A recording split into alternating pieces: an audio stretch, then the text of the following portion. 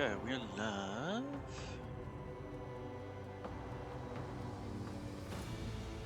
Alright, so let's go there. Alright, and let's go ahead and launch the game. While doing that, let's see here.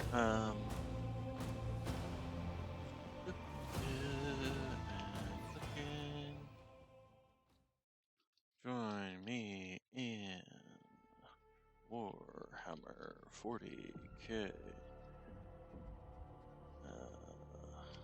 Road Trader. Nox, what are you doing, you weirdo boy? Taking a bath, I see.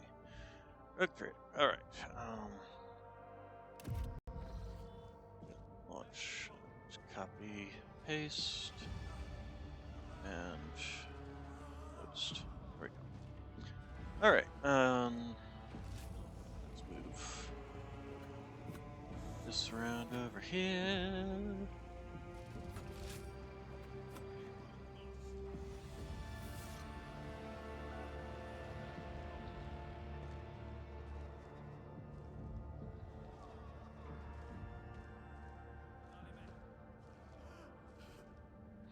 Alright, so somebody attacked our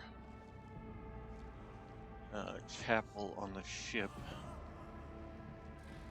Here,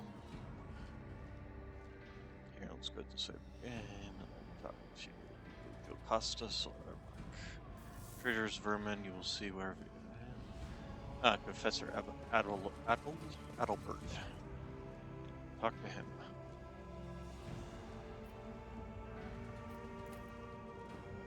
Okay, the reliquary has been ransacked and the sacred ashes of past the Road Trader and their servants were stolen. Alcohol fragments. Okay, so if I'm not talking to either of these two people, what the heck am I supposed to be doing?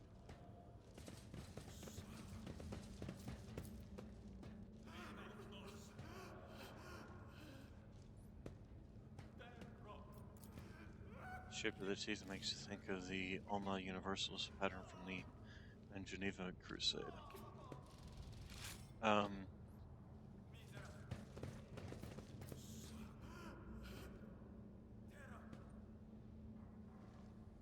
Okay, so I'm here, so then what am I supposed to do?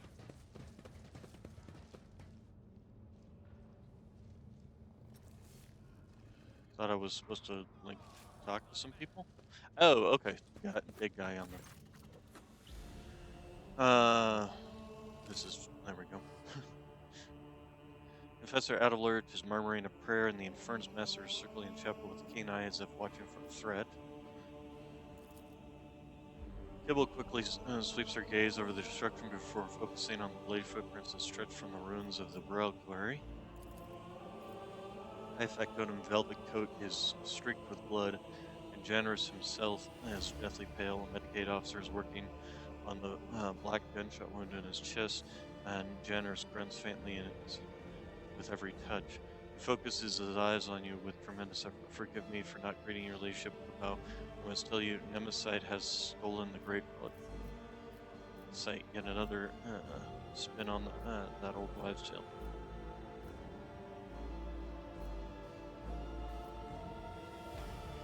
How badly is the high factum? He's losing a lot of blood. I advise you to hurry. Master Downrock should be on the surgeon's table as soon as possible. I'm holding on your ladyship, worry not. What matters now is that you recover the relic.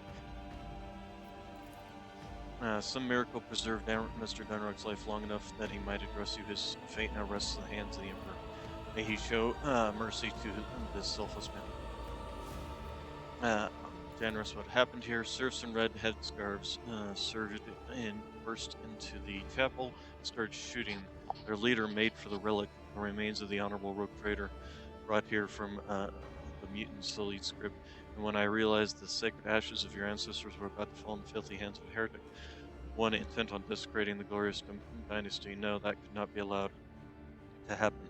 I blocked his path. Generous briefly closed his eyes, gathering strength.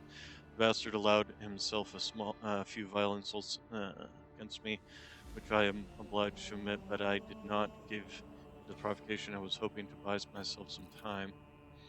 Then this so-called Nemesis started reviling the customs of the ship, parading its officers and enforcers before insulting the very name of your ladyship yourself. I threw my glove in his face and demanded a duel, but the honorless villain just shot me. He laughed at the brave creature, who winces either from a new burst of pain or from the memory of the humiliation he so recently endured. And then he committed sacrilege by stealing the relic and shattering sarcophagus. Forgive me, your ladyship. I have failed to preserve the sacred ashes of your ancestors. Inspect the empty altar behind him. The reliquary has been brutally smashed, and the bed of which the sacred ashes of the past rogue traders and their servants once rested is now emptied. Um,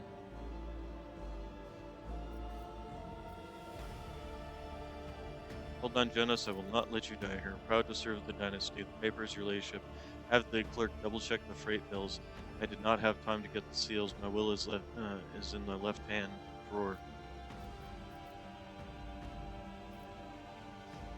Nemesis and others. The old West Sail has blessed with some amazing corporeality. However, the bastard the red scarf was, he went by that name.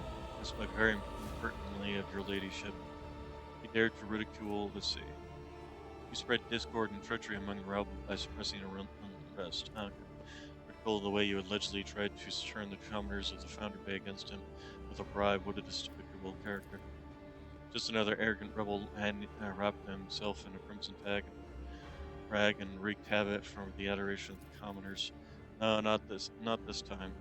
No one has dared to raid the upper decks before. Never in the ship's history has the fury of the rebel been so blind and fierce. Heinrich, did you see the attack? I did not. I was on my way to offer a prayer when I heard gunfire and ran as fast as I could. When I got here, I saw Master Dunrock, and I think the next thing I did was just to press his wound and spout curses. So much for being a heroic repairman. I wasn't much of use, was I?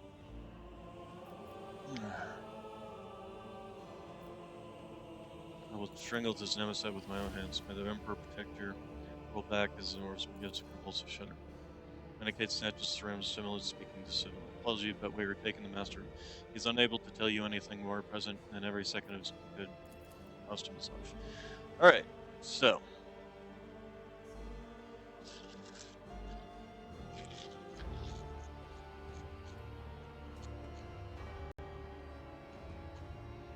So what do we have so far? Master Danrock is on his deathbed. All the attackers are either dead or have absconded along with the sacred relic, and the witnesses all agree on this one thing. The Nemesis and its accomplices came out of nowhere, struck suddenly. Only the throne knows where we can find these bastards now. We will find them. We will turn this vessel inside out if we must. There is nowhere even a void rat can. There is no need. The blood's whisper will lead us to the Nemesis. Blood's whispered, yes and no. His tarot guided me here and told me of the evil that lurked in the shrine, but beyond that, the bloody path carelessly treaded by the raiders will reveal the truth. All due respect, Spinner, the enforcers have already questioned all the witnesses and compiled an extensive list of evidence, none of which tells us anything about how or where the troublemakers called himself Nemesis. Tell us everything you know. Turns to face the crimson splashes on the floor and the walls. Her pupils dilate, threatening to draw her irises into darkness. Her expression turns distant, her voice becomes low and strange. Blood is drawn in a pattern of retribution. The one who spilt it appeared later. They moved swiftly and furiously, numb to their own wounds. An enforcer who was drawn to the gunfire witnessed the sacrilege. Probably. As for this pattern, pointed to the barely visible chain of scarlet drops. It was made in fury and desperation. The one who left it was wounded, but they did not flee. They fought back while they could, and then they retreated into the darkness, closed his eyes, and finally falls into the darkness of the maintenance tunnels hidden within the walls of the shrine.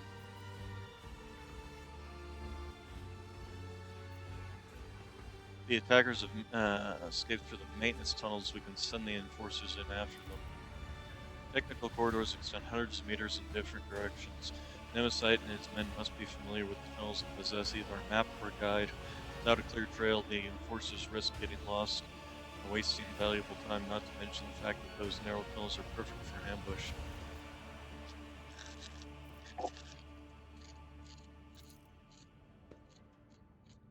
There's no need for revelations from the Undying Emperor here. For one who has dedicated their life to understanding the tenets of the web, Death speaks a language clearer than any words. Blood writes the chronicle of the final hour, and it holds all the answers. It speaks to me. It can tell me what the instrument was spilt, what its owner felt when they struggled in terror, or whether as cold as or were as cold as the steel of a blade. At what moment and how that thread snapped. For a spinner, no two wounds are alike, and each scarlet drop carries a message from the Undying One. I'm glad she's on our side. So we still have no idea where to find him. Tunnels only answer the question of how he left. Now Death will tell us where he was headed.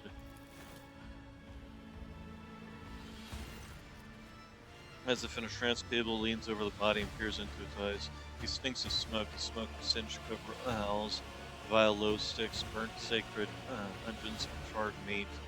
She slides a pale hand along the dead man's skin and sneaks under the sleeve of his coveralls, which she pushed back to reveal a fresh burn bandage with a torn scrap of shirt. Claws dig into the dead man's arms. Your wounds hold the answer. You dressed it carefully, not inside the shrine. Before that, something struck you, ripped the tissue apart, burned you, turned your hand into a worthless lump. It was not fire, no. The fury of the conductive charge. It has marked you a heretic. I recognize your wound, for I myself have encountered it on those I take the other side within the plasma drive chambers. The Undying One has blessed me with the ability to see truth in death. How can anyone doubt the revelations of the blessed bestows?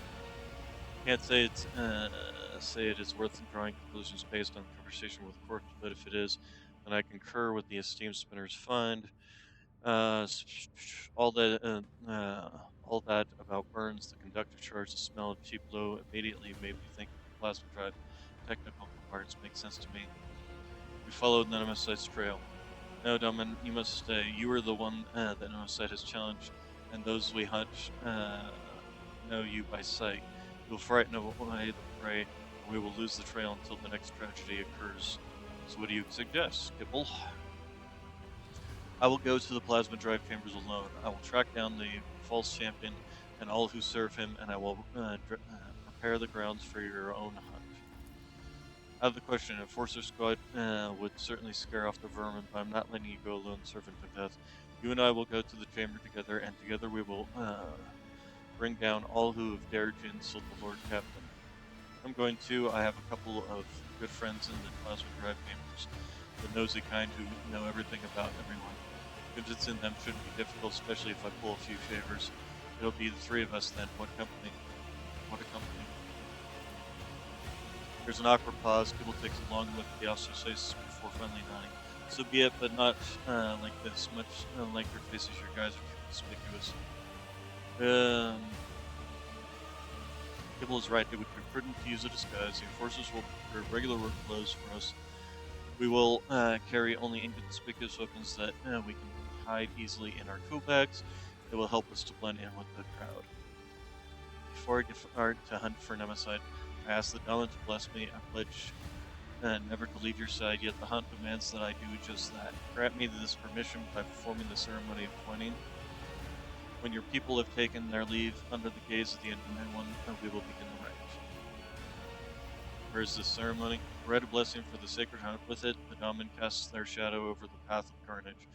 Under your benediction, I will strike harder and tread more softly. Very well, let the ceremony commence. The Infernus Master and I will take our leave now and set out to prepare for the descent into the chambers. We dare not intrude your mission. Alright.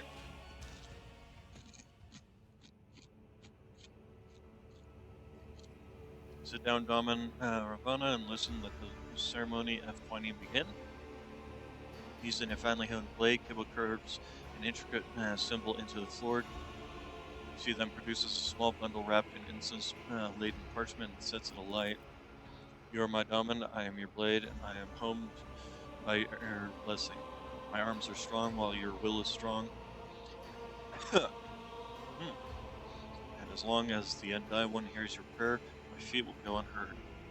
Your blade kisses your palm, and dark blood begins to trickle and spread over the bottom of the ritual cup that has now appeared in her hands. With our blood, with our will, we shall spin a scarlet web, the symbol of the hunt.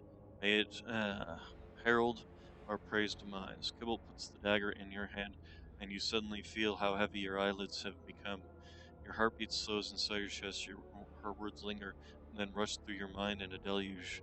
The heavy scent of incense envelops you and makes your head spin.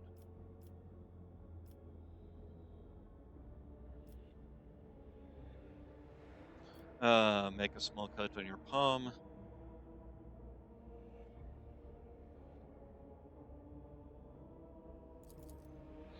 Pain gives way to a burning sensation. Kibble grasps your hand and squeezes it over the ritual cut. But this new discomfort is quickly replaced again, this time by a dull numbness and the faint warmth of blood flowing from your open wound. The twining is the blood oath I have made to my lady. Twining? Hmm.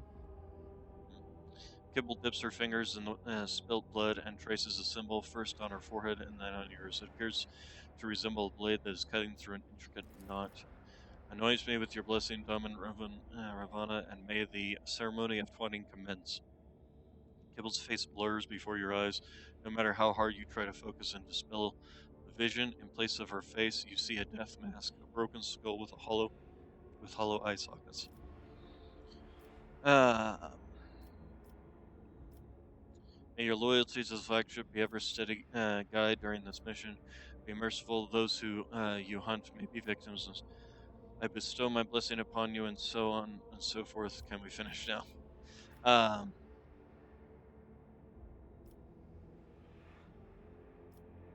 May your fury and resolve be unshakable.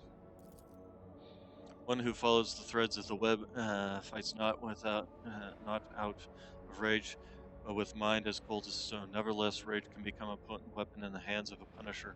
I understand. I accept your blessing. Your body cannot accompany us on this chase, Daman, but your spirit, there's nothing the spirit cannot do. The twining is complete. You and I are now bound by the blood oath. Think of me while I hunt, and I will think of you. Become a thought flowing through my mind. If the Undying One is gracious to us, he will send you dreams, and in those dreams you will see me.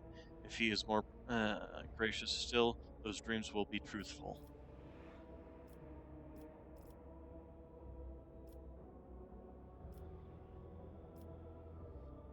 I trust you, Kibble. Let us begin. You perceive a faint smile from beneath the mask. Kibble hands you the cup and begins tracing her fingers around the bottom while whispering, "Watch now, Daman Ravana. What does that seeing eye behold in the converging patterns of blood?" She draws your attention to the symbols she has inscribed. You see shifting images in the blood, a spider crafting a fine web, blurred shadows that could resemble a swarm of void rats or an enraged hound crossing crossed blades, a card of the Emperor's Tarot. But as soon as your gaze lingers on any of them, reality bleeds through the fluid shapes. Soon your spirit will be able to follow me. I will bid the servants to carry your body to your chambers, where you will not be disturbed. Wait in silence and safety for me. The hunt has begun. Okay, Kibble's footsteps fade away, melting into the same impenetrable darkness in which your consciousness is extinguished.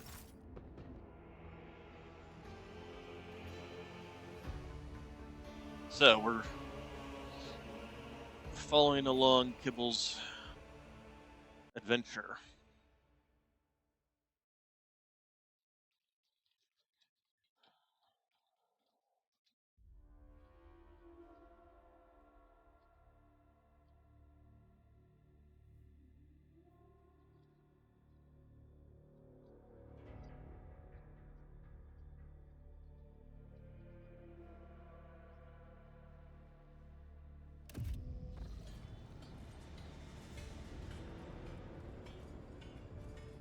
Okay, and I do believe I gave her a decent set of gear. No, we're still waiting. Okay.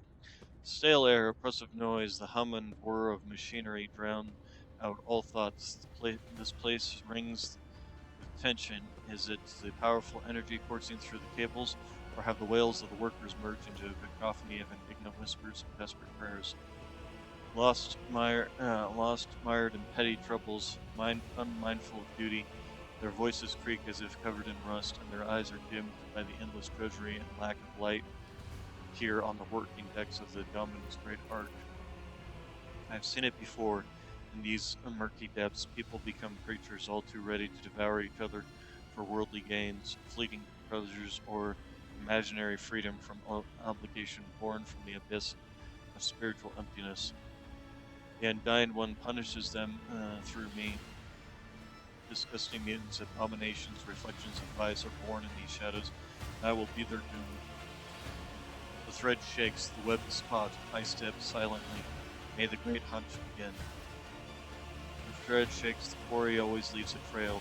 We may not see it, but we can feel it. I taste the air, the scent of fresh dye, with a subtle note of sparks. This is new, pleasant. The upper decks reek of luxury, but here I feel comfortable. There's something else. This is it. I recognize the smell. Unged, low, and burnt meat, just like inside the shrine. This time, the time has come to spin the scarlet web. The web is taut, now the hunting ground. To find the enemy, I must listen. Inhale, exhale, inhale. Rhythmic beat of engines and pumps. That is the ship's breathing. That is the ship's heartbeat. It's strange that I feel at home among the workers of lower decks who pass their time like living dead. Warmth spreads through my chest. I like to think that it is the connection with which the Undying One bound my and the Damon's fates together. He has blessed us, and we hunt as one. I step silently. Darkness is our ally, merged with the shadows. In the twilight of the chamber, barely illuminated by the flickering candlelight, I become like them, the lost, mired servants. They will become unwitting allies in my hunt. Their hopelessness, their desperation, their thirst for survival will become tools for my use. Are these the two? Where's the second spinner? We were supposed to meet here. Okay, so that's, you know, the feeling when you're being stared at, but you can't tell who or by, where for. Footsteps, two are coming toward me, familiar gates, those of the Damon's servants. I would not be surprised if the cultists set out on the trail of Nemesis alone. Spinners are arrogant.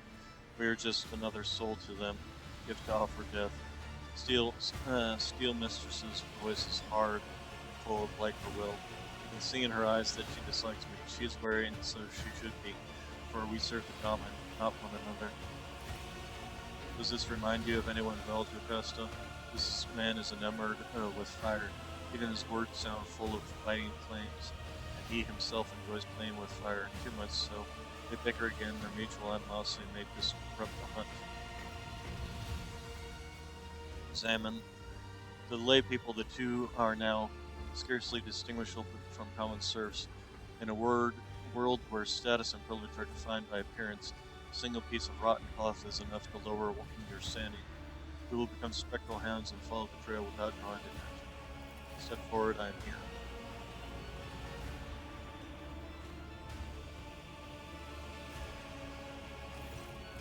Here she is. Welcome to the Plasma Giant members, esteemed holy assassin. You can exchange pleasantries later. Lieutenant Goderi is on duty in this command. I have ordered her to gather information on all the workers who wear red scarves and who have recently left the bay. This is pointless. The red scarf is not a proof of guilt. It is merely a symbol. It could be a trap. I need to find her. I will watch the enforcer and those who are watching her in turn. Your enforcer knows nothing about the life in this compartment, I guarantee it. I have a better source of information. A good friend of mine who knows a lot about delicate matters. It would be easy to get him to talk. He's terrified of pain and death. Only the faithless fear death. I will not trust him. Let him trust me so that his trust may become a snare for my hunt. I cut them off with a gesture. Their methods of hunting are not mine, but I take the grain of truth from their words and weave it into my plan. We need to provoke them into making a move. Intimidate them with an impending threat, still a full sense of impunity, convince them that they can and must act now. Strike out the sparks that will ignite the flame. Um,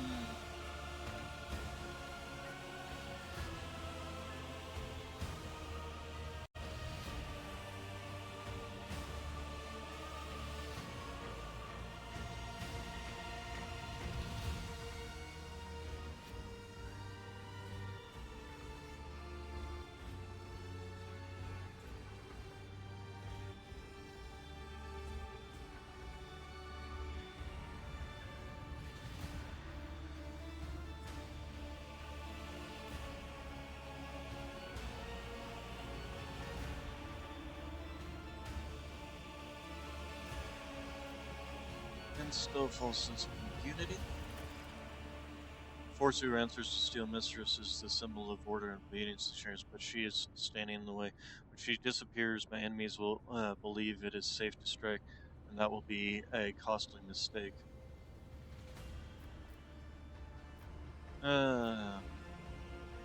Intimidate them with a pending threat. Flaming voice relies on a talker who will keep no secrets and fears pain. An unreliable vessel is bad for holding secrets, but good for spilling them. Through him, I will whisper lies to the enemy. Strike out the sparks. I feel them lurking in the crowd. My enemies, they are cautious. I must find them and let them believe their luck. Then they will shed their masks, and I will take them down. They look at me in silence. They do not understand yet, but that matters little. I'm on the hunt. Okay, so let's also check her skills sets and weapons. Make sure I've got everything that's going to be of use to her. Using the Scorpion Chainsword and Carcala's Honored. Power Sword 12 to 20. So let's see. Armor. Gonna keep her in the light armor, obviously.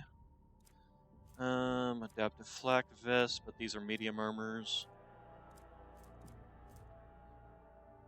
I think giving her more agility is a better option here. And then as for the weapons, pretty sure these are pretty much the best weapons to use. Guard chainsword, a second chainsword, but the Kakarla's Honor does have a bigger AoE when comparison to that, so even though it's got 3 extra more damage on it, but the Kakarla's Karkal does have that dodge reductions on it, so I think that's better. She's not an executioner, so having poison weapons isn't that important. And then the power axe, better armor penetration, but worse damage, and again doesn't have that dodge reduction or that AoE. So I think we're better off, and then obviously not going to use those. And then this is a two-handed weapon, which is kind of on par with the chainsword, but considering she's a what's the word? I suppose we can't put this in her offhand. The word of the day is.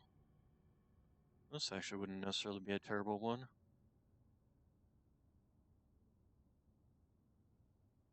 Did I give her the benefit of power weapon bonuses?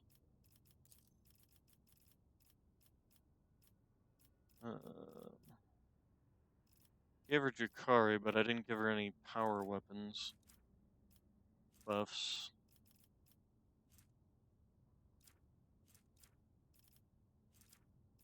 Yeah. Dual weapon specialist, melee weapon, dual weapon combat.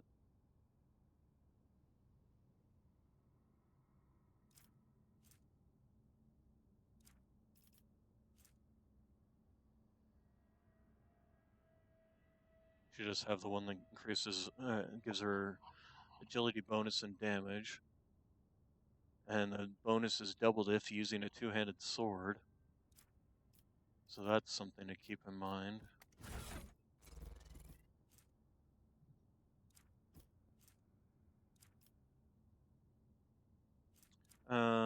What's this one?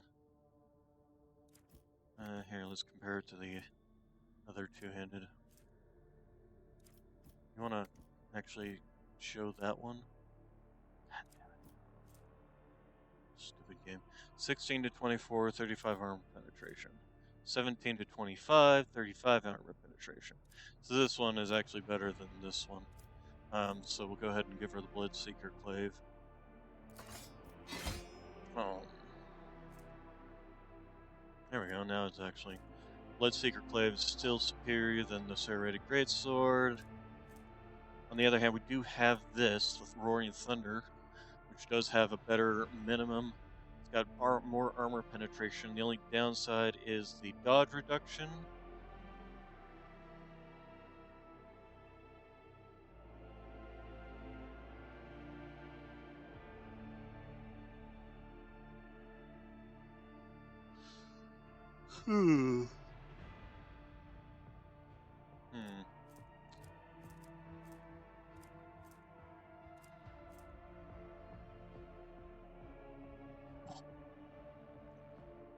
But she only gains a bonus to her agility from two-handed swords, not two-handed hammers.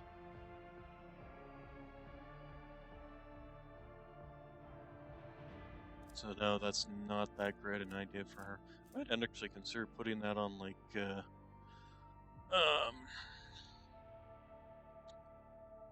my other guy. I've forgotten his name.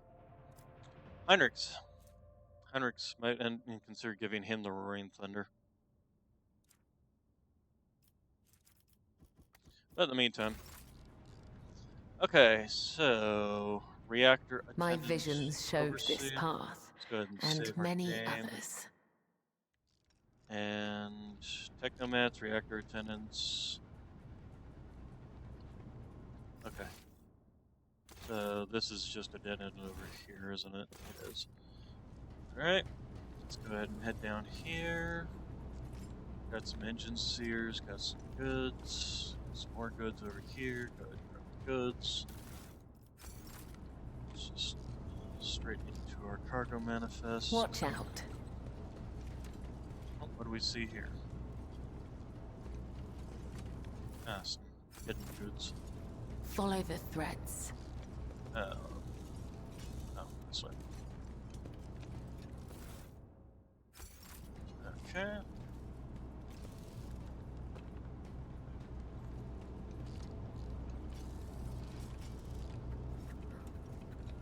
Let's go up here.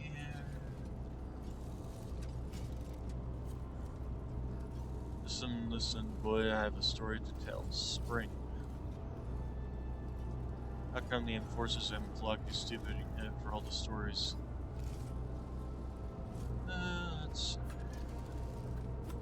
Technomats, worshipping plasma stores. Go ahead and save our game again. Talk to this guy. Oh wait, we got a couple of people here. Hammer and Spring, huh? I'm a shadow and heed the voice of the crowd.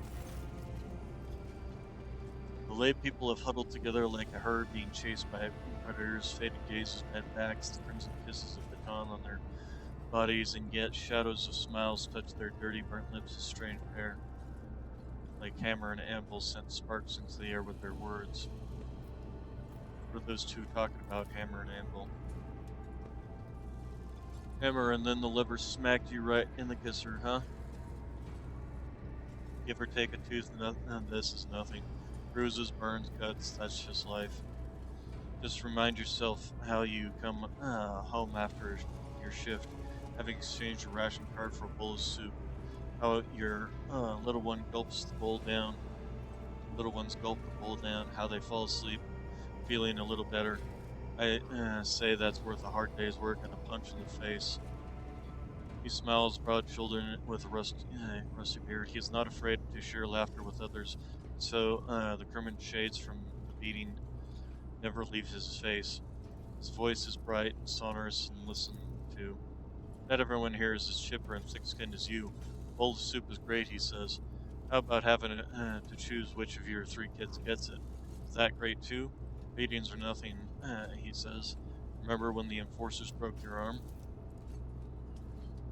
Since you couldn't work, your wife had to pull 3 shifts. She collapsed at the lathe, and the conductive charge burnt out her eyes. None of us deserved that. Tough and unyielding, every word hurts, but she is forgiven for her sincerity. They listen to her and pull themselves together to share their common pain. Yeah, the working conditions in these places are not great, that's for sure. Reactor attendants, lots of reactor attendants. Follow my steps. Anything over here? No, not particularly. Wait. Oh, that's kibble.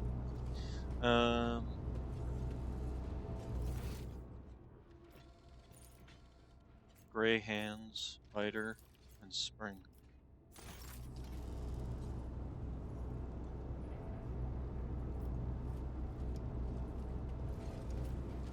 Oh, okay. There's different.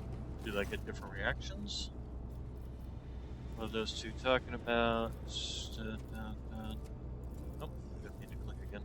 Okay, so it doesn't matter which one of these I stand in. Does it? No. Okay. Didn't think so. The web beckons. Okay.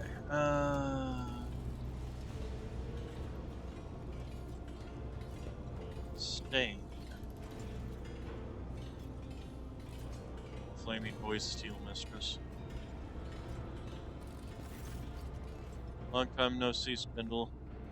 Stain is what I call him, but his name is Spindle. Okay, tell me, what does silence taste like?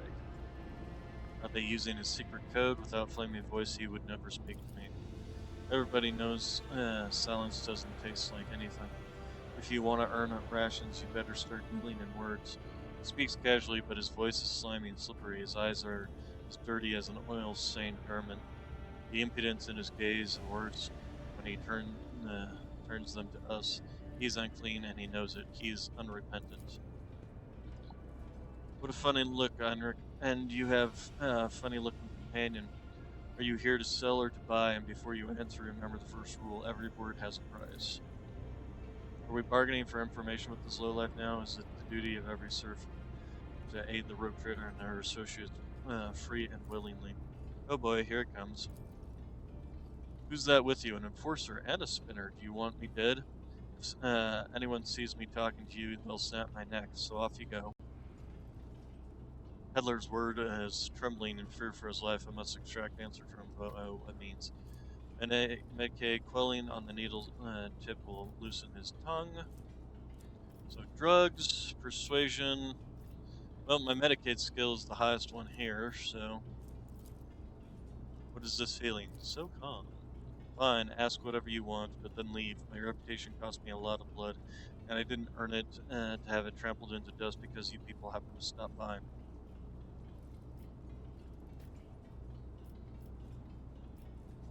Where do the things stand in plasma drive? Strictly and speak sense. One glance is enough to see. You are a liar and a manipulator, peddling your other people's secrets and not knowing how to keep your mouth shut. You will become the bait, sowing confusion among the minions of Nemesis who hope to wait out the lockdown. They think they have enough time.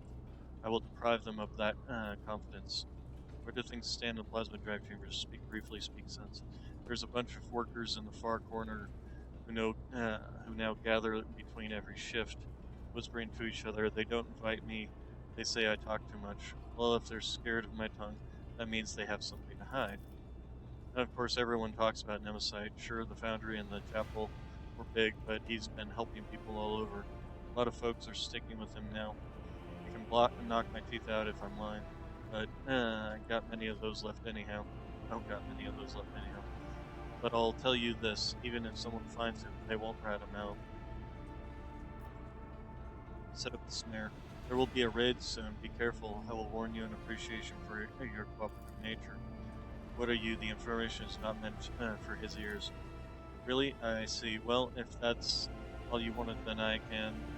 Then can I go? Go, Stain, and be my herald. It's difficult to admit, but I do not share the Master Arms indignation. We came here to get information from the traders, not reveal their secrets. When the renegades hear of the coming retribution, it will make them nervous. Rookie mistakes likely to give the results away.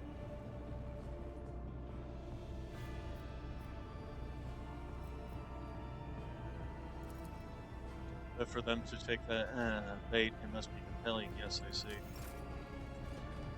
All right, so we don't go this way. We've already been down here. This is another technomat. Okay, so let's move around here. Another step, another thread. Turn the servitor. Okay, well let's save our game. It's been a while. Um,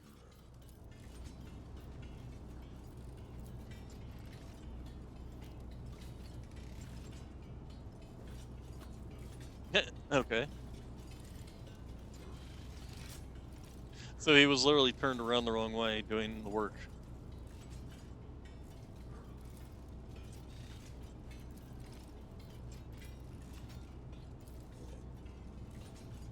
Okay. That probably would have is the reason that the cargo lift. Ah, I see. So to get down to this cargo lift, called the lift. Yeah. Now we gotta turn all these servitors. There we go. And then same thing with you. Also, let's check out what's back here. Anything?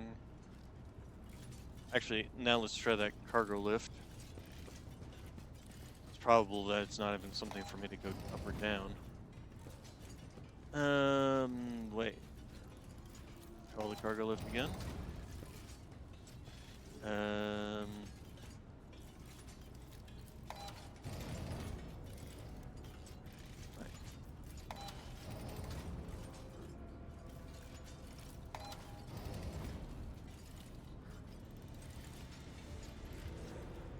okay, so maybe I have to say turn you. Come Death back walks here. with me. Do this again. Ah, is that enough for me to get on, or does it actually have to come up to this location?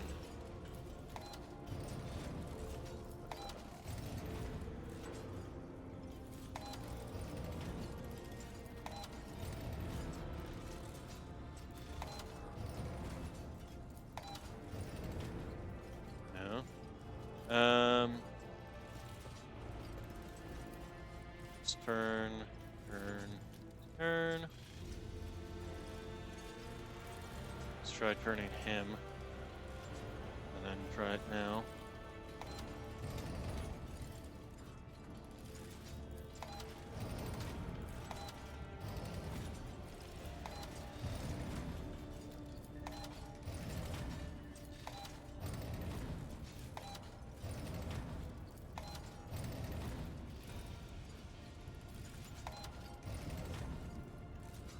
Hey, there we go. What do we got here? Let's see. Tarnished Breacher Aquila. Enemies within the wearer's area of attack suffer -6 dodge, and the allies within the wearer's area of attack gain +6 1. Okay, and then what's this? Backpack without with armor piercing ammo. The wearer's ranged attacks inflict 11 level bleed on their targets. Well, this is going to be great for Sister Argento. My visions showed this path, and many others. Okay, whip, huh? Someone hit the upper decks hard, and all the clues lead straight down into the chambers. The forcers are coming to butcher us. Okay, did we make a giant circle? Yes, we did. Uh, an old burn across her body is in a scarlet blotch, the look of contempt, heavy baton covered in blood and symbolizing boundless power. Like a fierce leather whip, she lashes with both her hands and her gaze. What are you looking at, beggars? You finish your shift, you go to the barracks, you start your shift, check in with your foreman, and get to work before Matilda comes to pat you on the back. And Matilda, I presume, is the wonderful, not all intimidating baton on your belt. I guess your disguise is working, but would rather not spend the next few watches in the med bay because of a misunderstanding. His breath is quick and flaming voice always makes jest when he is nervous or irritated. Do enforcers infuriate him? Furnace Master Arms, apologies for not recognizing you, ma'am. Goldary, go, Gerud, go, Godery, but bleh. We are conducting an inquest. Answer the spinner's questions. I hope your report will be useful. Um, Awareness. Unfortunately, my awareness is not very high. But hey, we succeeded anyway. Day after day, she watches the serfs labor away, exhausted in the last vestiges of strength, and there's no compassion in her eyes. She is simply, they are simply a resource that she is commanded to use and then discard. She hates them because she blames them for her pain and her wounds. Um, Let the enforcers converse. I will keep an eye on those around us. The workers hide their eyes, but I can hear the murmuring echoes through the bay. There's an potent rage in their hearts directed at Whip. She is the embodiment of the very order they despise. But why do they not realize that the enforcer is a shield as much as a lash? Some of the peoples I escorted to the other side looked at me the same way. In the past, I did not understand, but now, do the lay people see spinners performing their duty to the unwinded, or the enforcers performing theirs to the dominant as monsters? Nothing is unimportant during the hunt. Tell me what you know, and I will listen. A group of workers wearing red scarves were seen in the compartment just after the attack on the shrine. The foreman stated that they were at work on the freight line. No gunpowder on their clothes, no fresh wounds. Too many of them have started wearing red masks, and it muddles the trail. But we also found some red scars and bloody rags in one of the shredders. Only shortly afterward, we sealed off the exits and reduced the air supply to the maintenance tunnels to the absolute minimum. Now you can't stay in there longer than a few minutes without passing out. There's no way the bastards could have left the plasma chambers. They are definitely in the air, in here somewhere. Like snakes, the servant of Nemesis have shed their skin. The red scarf is just a distraction. Do I sense the touch of his will? The undying emperor wishes to bestow revelation upon me in this trying hour. Let his terror show me the way. I breathe an essence made from the ashes and blood of the faithful. It enlightens the mind, granting it the grace of reading his signs. A wave of epiphany sweeps my thoughts away, pulling me into the blessed trance. My fingers move of their own accord over the sacred deck and draw a card. It is the martyr.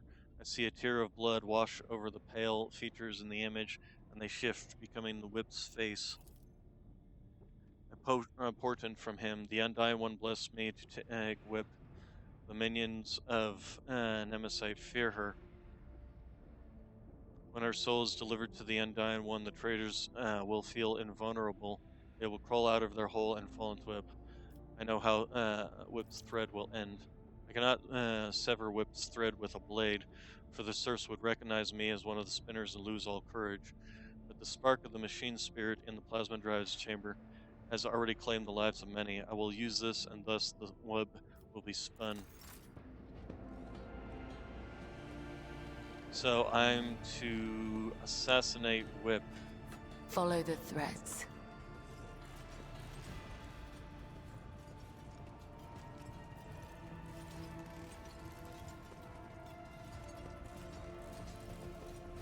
Okay. Reservoir of technical fluid, if it leaks the power of the conduit, will spread it imperceptibly across the floor. Set a trap by spilling fluid.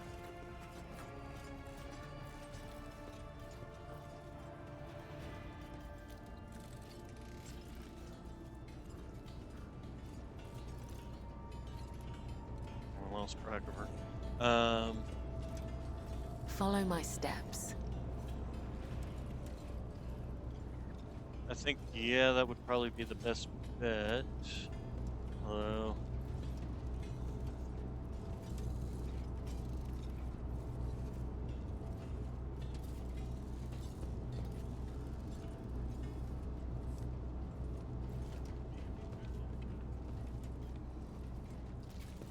Okay, heed the words, commit the transgression of industrial accident. Okay, I guess that's pretty much the only place where we can go Another to set step, this trap. another thread.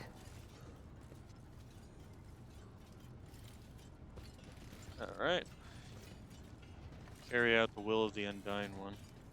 Let's go ahead and save our game here.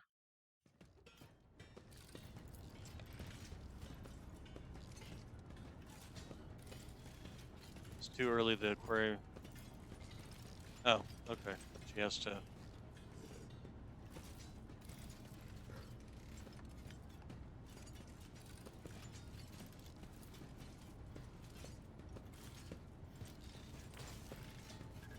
Okay, and then we step out of the way. Of course, there is a different pathway we could have taken to this. We could have very easily just had her transfer off deck.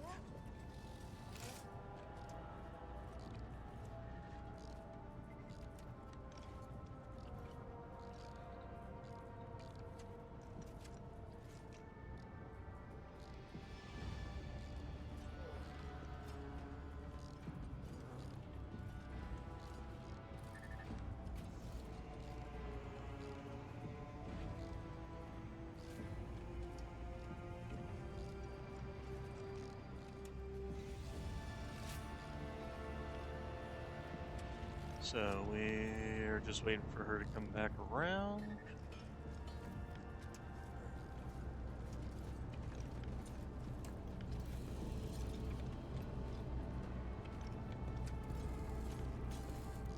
Death walks with me.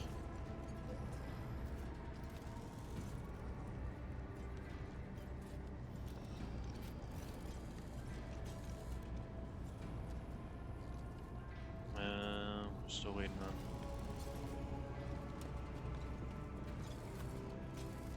That's not her. Oh, there we go. Apparently they walked past me without me seeing. Still a sense of impunity in the traders.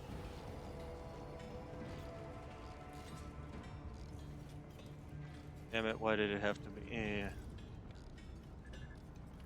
just like that, she's gone. She will never know what she died for. Meanwhile, the spinner go on passing whatever judgment they please. I can't see the other one. And then it fades. Oh, here, wait. Okay. Why did it have to be Godidra? I don't know why the Emperor ordered you to kill her, but you must see it that she did not die in vain. Alright, so then the last thing we are going to be doing, this little pathway over there? Or is that just the one up here? Only duty, only death. Here, let's do this. Aha! See, a lot of taken off your red scarves no longer feel like playing Nemesis, do you? Lay people are huddled together in a pile of sweltering bodies, filthy and battered by the enforced baton. Reeking of sweat and disease, their hearts pump blood faster and faster through the bulged veins as two of them sense red-hot sparks in the air, with their words like hammer and anvil. Your plan appears to be worked, Spinner. The air itself is charged with something. It is not the conductive charge. It serves they are stirring.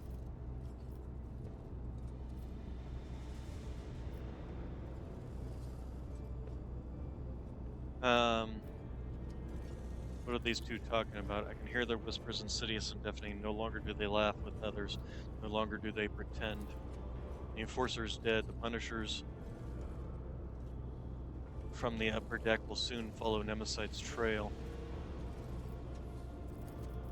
This is our chance. We need to act. This is it. I can sense that the prey is close. They have little fear of giving themselves away anymore. They need a spark to ignite, something that will convince Nemesis's followers that they are strong, that the Damon's servants are diminished. Listen to the rapid beating. Lay people are frightened, angry. They feel the impunity that sprouted like a weed upon Book's demise. They feel the threat crushing them from the upper decks, both imminent and inevitable. Wait for the right moment and and then light the spark. They tell us this is how it's meant to be, just because they were born on the upper decks, and we eat down below in the darkness. Is it really the God Emperor's will that they grow fat on the fruits of our labors, revel in luxury while we die without water or medicine? Hammer's voice rumbles, and the lay people listen. Their hands clench fit into fists. No matter how hard you work, they will wring everything out of you and give you nothing. Who allowed this to happen? The rogue traitor, her name be damned, the Grox on the throne, a tyrant throwing our bones into the furnace of her protectorate.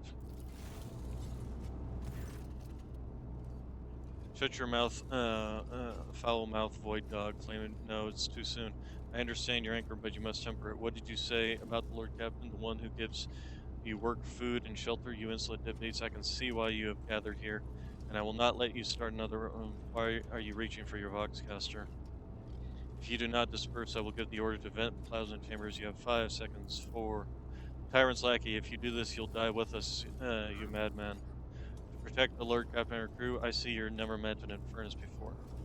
Faces are twisted with fear. Will they retreat? Will they flee? Will they hunt the thwarted? No.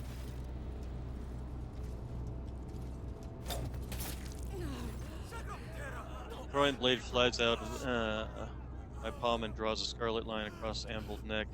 If I had wished it, he would be dead.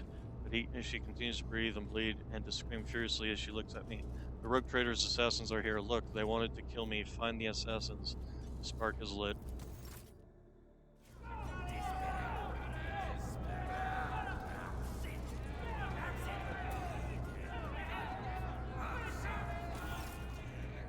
The layperson press in from all sides, pushing and shoving, their faces ablaze with terror and rage. A violent energy boils through the massive bodies. This power will be sufficient to contain frightened people. This power will be difficult to contain. Frightened people are dangerous people. The hunt was meant to go differently, but such is the Undying One's will. One voice rises above the others. The voice is a burly bearded technoman, low as the roar of a furnace. Smells of sweat and sacred unguents.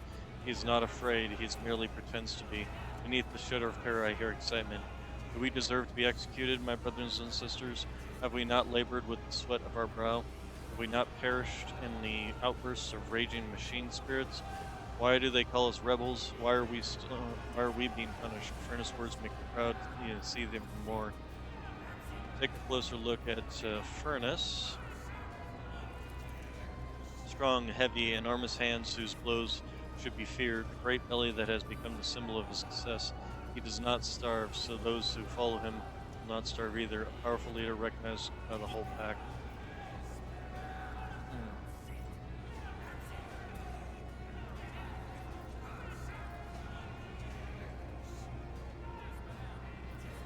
Think about, let's see, my thoughts turn to her, for it is her people that are standing before me. What would she do? The one whose thread I am anointed with my blood. Which of you is it that dared call the Lord Captain's judgment of her? I demand to see the accused. Alright, let's see. You should be grateful for those who have been blessed with both toil and injury. Who would you be without them? Nothing but worthless rabble. Already you are writers in everything but name, and then you ask why you have been shown no trust. My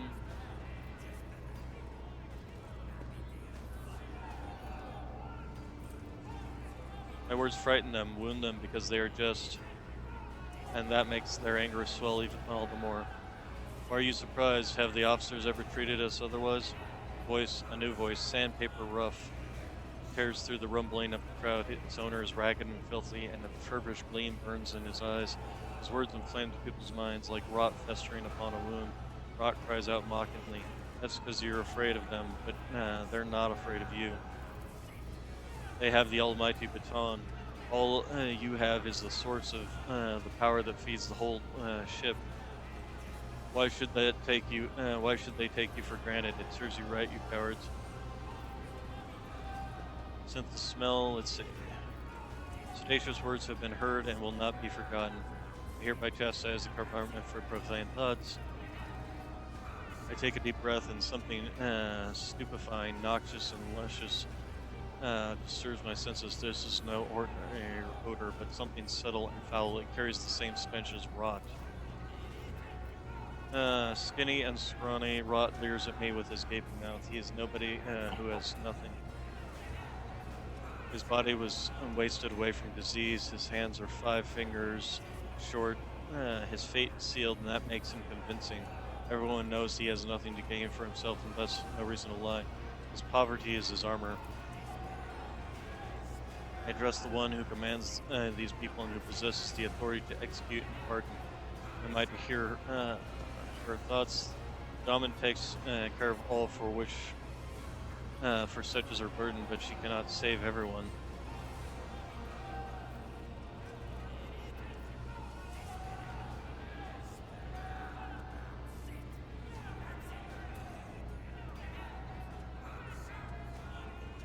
Daman takes care of all, for such is her burden, but she cannot save everyone. She only cares about her flunkies. The bile spraying from Rod's mouth sizzles in the workers' minds like acid is burning through them. We will not commit rebellion, but we will not allow ourselves to be slaughtered by villains either. The law and the Emperor are on our side. Shoot, I should have saved before I started all this. Did I save before I started all this? I might have saved before I started. If you want to crush us with the fear of death, let them kill us. It will only prove our righteousness. Ringing call is a command pressing itself into their hearts. The foul stench of sacrilege almost knocks me off my feet.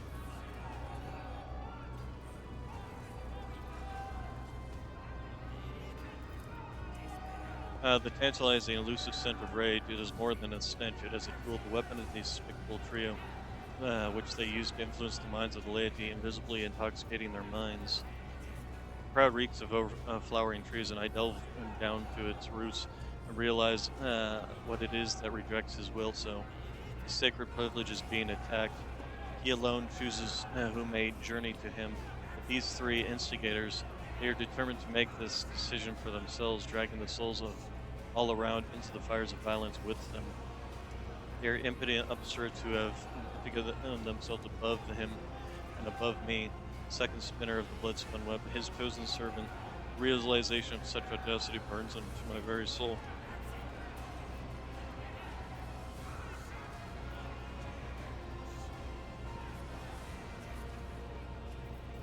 Looked into rebuke. She's fragile, but there's a strength in her, an authority taken for granted and understood by everyone. She is clearly ready to command, with legions willing to die for such maidens, beautiful and resolute as they are. She carries no banner in her hand, but she herself is the banner.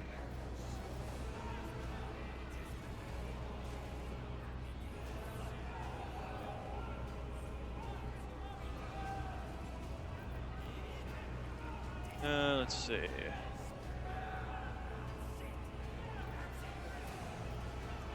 Bear one of my blades.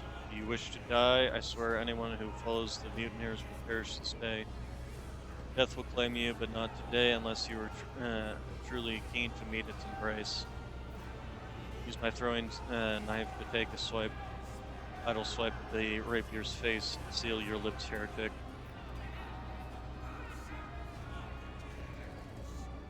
I mean, one blade dance is going to kill everybody in this immediate vicinity, so. Bear one of my blades. Do you wish to die?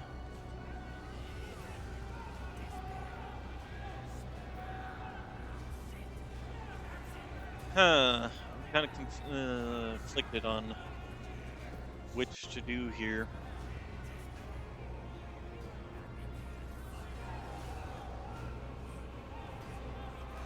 These are rather.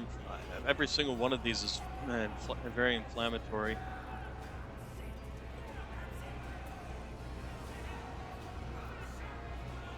I swear that anyone who follows the mutineers will perish this day.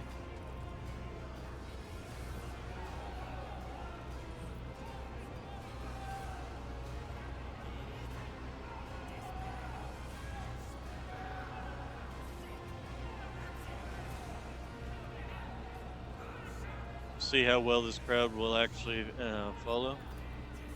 Crowd does not answer. They do not hear me. The sacred promise of death no longer moves them, for they have fallen under the enemy's spell.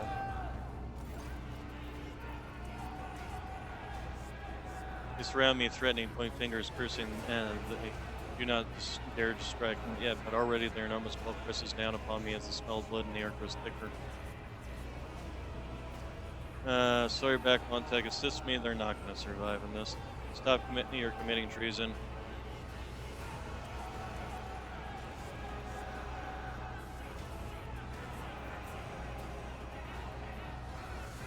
Stand firm, do not resist. The crowd presses forward harder. My breath is growing short. My bones are crunching. Somebody is screaming in my face. My endure is. I can bear it no longer. The blades of my hands sing. The blood streaks across astonished faces. I'm done speaking and exploding. I merely danced on the thread that I've spun. I bestow death and blessed wounds. Catch a glimpse of rapier's cloven face and furnace open belly. Rot's severed hands fall at my feet, and its owner's flees. Howling, I dance, breathe so freely.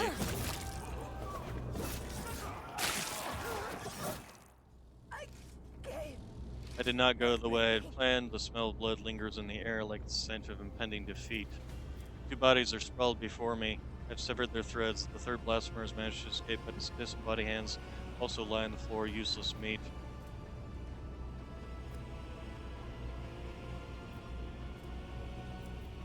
Well, it looks like they're still alive, so let's see if we succeed.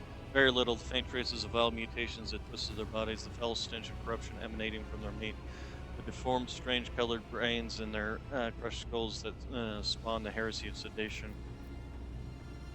What will the appearance of the survivors? They huddle in the corners, ashamed of their own subservience. They try to convince themselves that the blood they so filthily spilled would absolve them, but they know it is not enough.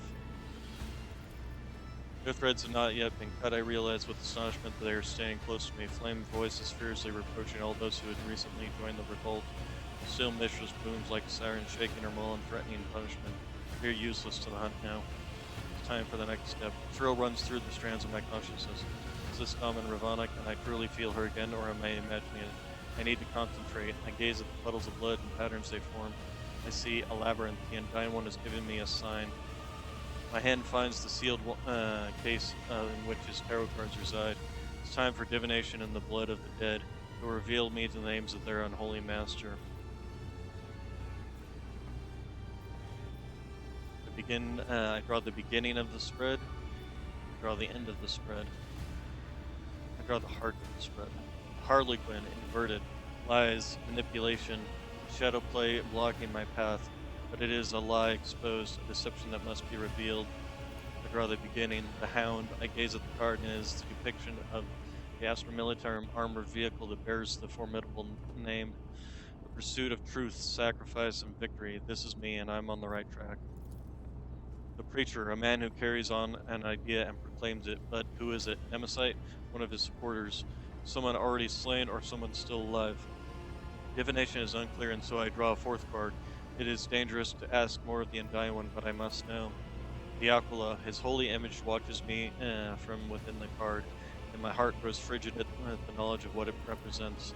The Undying One has manifested his omen in the traitor's blood. The hunt has begun, will be completed by the unveiling of great deception. Our enemy is elusive because he has a powerful ally, one who espouses faith in the Emperor on his vessel. The ship's confessor is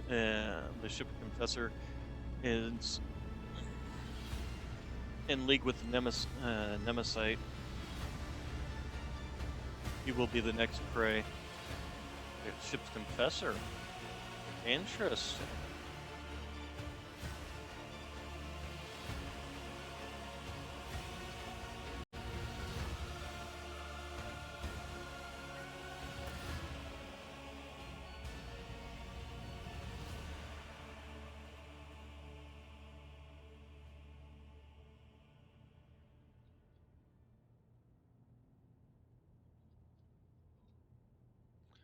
Alright, so we are back in the Sacred Halls. Let's go ahead and save our game after all that. Managed to successfully pass every test, which was nice. Oh, we're back in our, oh, we're in our chambers. Okay.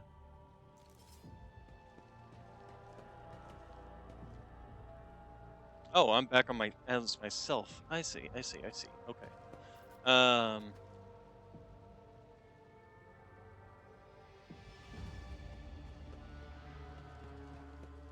so we need to go,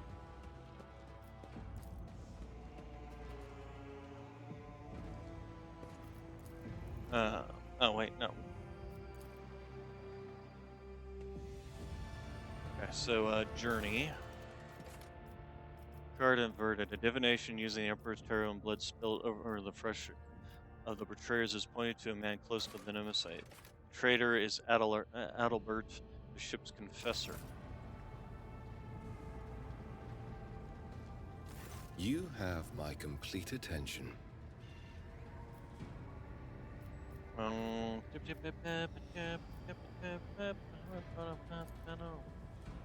Okay, let's go ahead and end that. Alright, so, oh, wrong way. Go around, go this direction.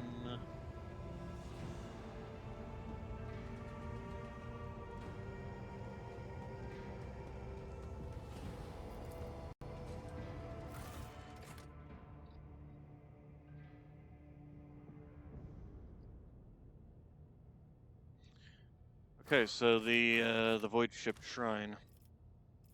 And yes, we'll be taking Kibble with us, obviously.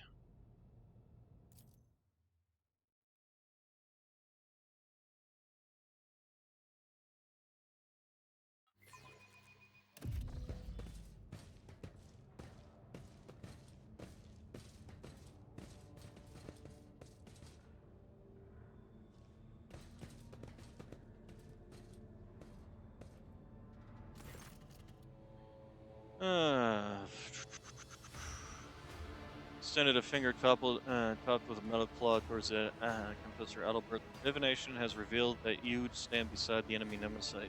Speak only the truth before the dominant and the undying one. Adalbert meets Kibble's words calmly with almost majestic resignation. A defender of the people and a tyrant's minion are two faithful servants of opposing ideas, two souls that have rejected everything else for the sake of duty. I now truly see that your conclusion with him was inevitable. Your collision with him was inevitable. Adalbert shifts his gaze to you and lets out a mournful sigh. I was warned about your visit, Ravana, as well as its purpose. Who alerted you? My son, the protector of those whose blood you feed upon, whose hard work was paid for your content life on the upper decks of this ship. I demand an explanation, Confessor, this instant. Your pet tormentor who extols death is right. I know Nemesis, and I assist him. Just like him, I am your enemy. Adalbert raises his voice, and in soft tenor you hear notes of accusation as deep as rolling thunder. I am also the enemy of your cruel regime. Your life is dirt under the Enforcer's feet. Where life is dirt under the Enforcer's feet, where a man has nothing to eat, writhes in fear, and knows no hope. Sawyerback clenches her fists until her knuckles crunch. Traitorous impostor, to think that I had listened to your sermons and was anointed by your hand. You will choke on your words along with the teeth I'm about to knock out. Adalbert dignifies her with neither a word nor a glance.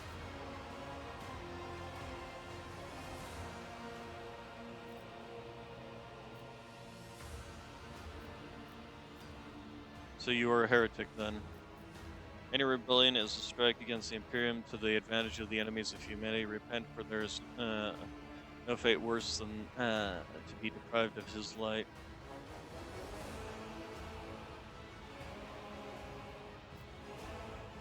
Face facts, you are no champion of justice. You are a manipulator who raises himself up by standing on the corpses of others. I'm not judging you. On the contrary, I could use a man of such talents. No. Let's see. So you're a heretic then. No, heresy is what you and your fellow bloodsuckers believe in. The ecclesiarchy has turned faith into a whip to drive the powerless. The aristocracy has turned it into a shield to cover their transgressions, and the enforcers have turned it into a club with which to beat those who dare to raise their voice. Their faith is an instrument of lies and suppression, and I renounced it long ago. My faith promises salvation, not thraldom. Betray the faith, your blasphemous words will perish you. Even when it is fighting injustice, your kind only managed to foster more evil in its midst. Since you were so good at moaning at your servants, I grieved for them, but they were unreliable. They could have compromised us. They had to die, but the fault for their death lies with you and your enforcer dogs, for fear of whom we are forced to hide.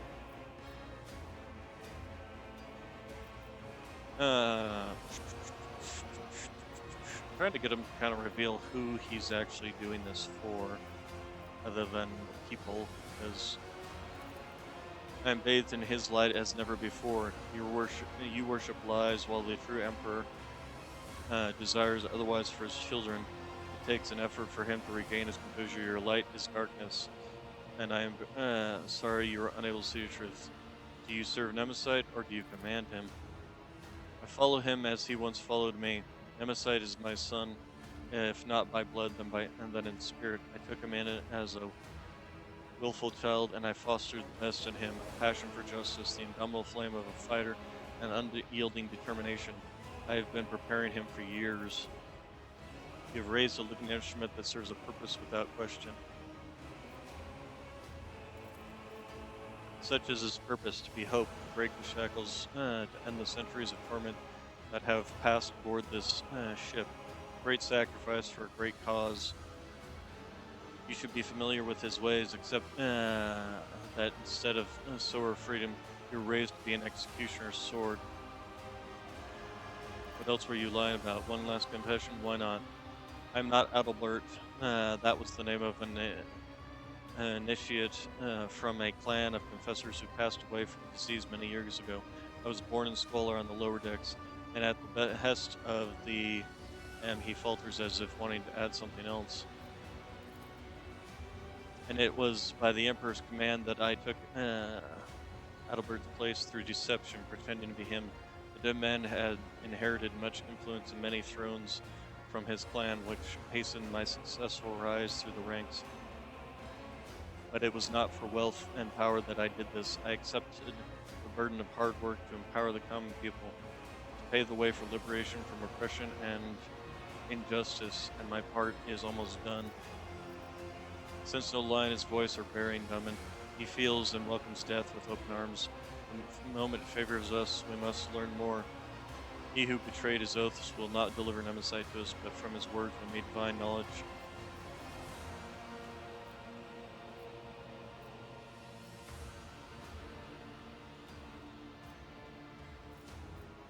How did your deception go unnoticed? You were not there for those years of pestilence. Confessor has attended every deck and died in the multitudes. New ministers were recruited in every port, at every station. Their names and faces blurred together, and we recognized our kin only by their robes. No one who knew Adalbert's true face survived that time. The Emperor saved me from being exposed.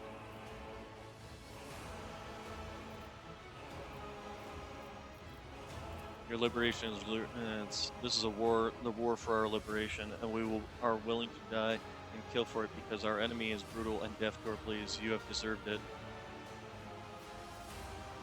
Slayer back reacts his gesture with due suspicion, sharply gripping your weapon, preparing to eliminate any threat to you. Are you hoping he will save you now? No, we decided otherwise. I am not worth risking his life, so do not expect to capture him through me. My son has no attachments, for they would only make him weak. He would gladly sacrifice himself for his dream of liberty and equality. I must do the same. I only grieve that thanks to your efforts, I cannot be near my son and ease his burden. Attachment makes us weak. You made a weapon out of him, just as he made a weapon out of you. Nemesis is just a man excellent, is harder to kill than a legend. Words of a tavern inebriated with power and impunity. Nemesis is an idea, and you have the arrogance to believe you can kill an idea made flesh. It is better this way, so keep underestimating. Any last words? Shackles will fall, and there will be nothing left of your tyranny, nor of you.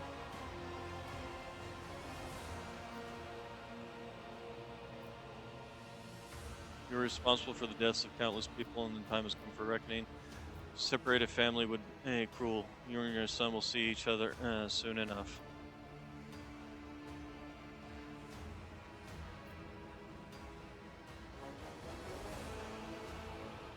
Gibble, it was you who found him, therefore it is up to you to pass judgment. Death has whispered your name, betrayer of vows, the judgment of the undying one awaits you.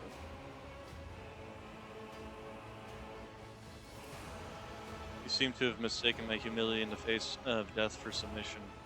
It is not for you to decide my fate. I will make the choice myself. I will surrender my life in the fight for our future. I will die, but I will take you with me. Clicks his fingers. The initiates who have been standing humbly turn around, their open, revealing a variety of weapons. For Nemesis, brothers and sisters, for freedom. This is an ambush. They have been waiting for us.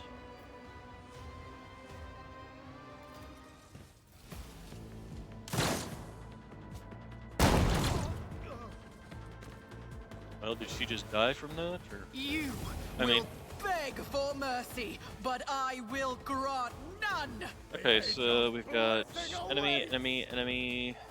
Enemies pretty much all surrounding us, so there's no real good position.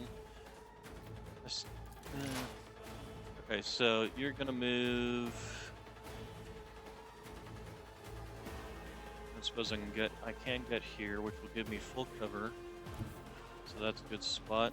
And then we will go ahead and plant this. Are there any enemies particularly close enough? I guess these two are as close as they can get.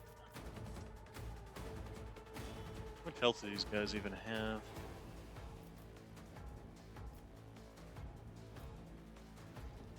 Swift and silent. Okay.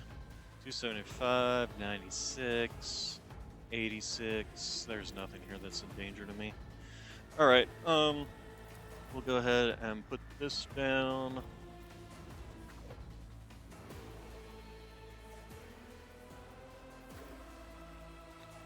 Here. If I must. And then, is that Heinrichs? It is Heinrichs.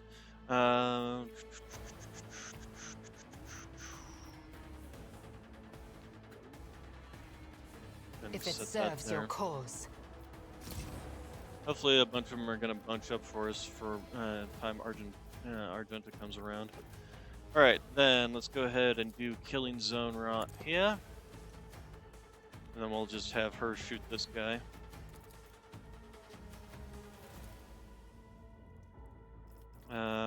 After we do this,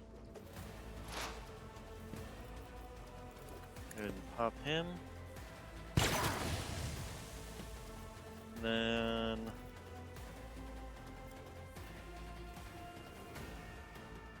we'll go ahead and use this, because I'm not expecting to move her around too much. And then this we'll go ahead and place upon someone.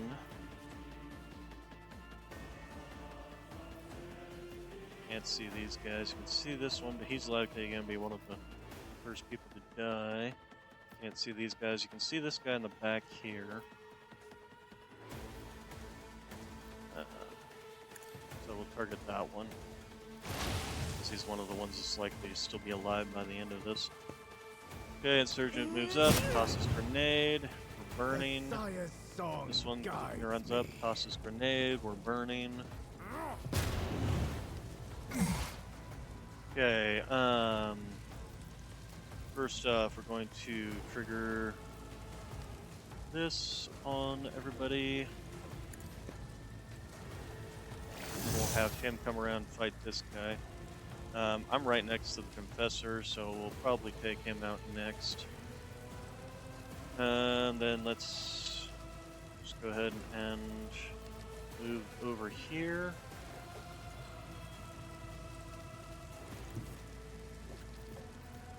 Have you attack this guy. Spectral prognosis is favorable. The Undesire condemns you. Very nice. You might be able to get to this guy. You can, as a matter of fact.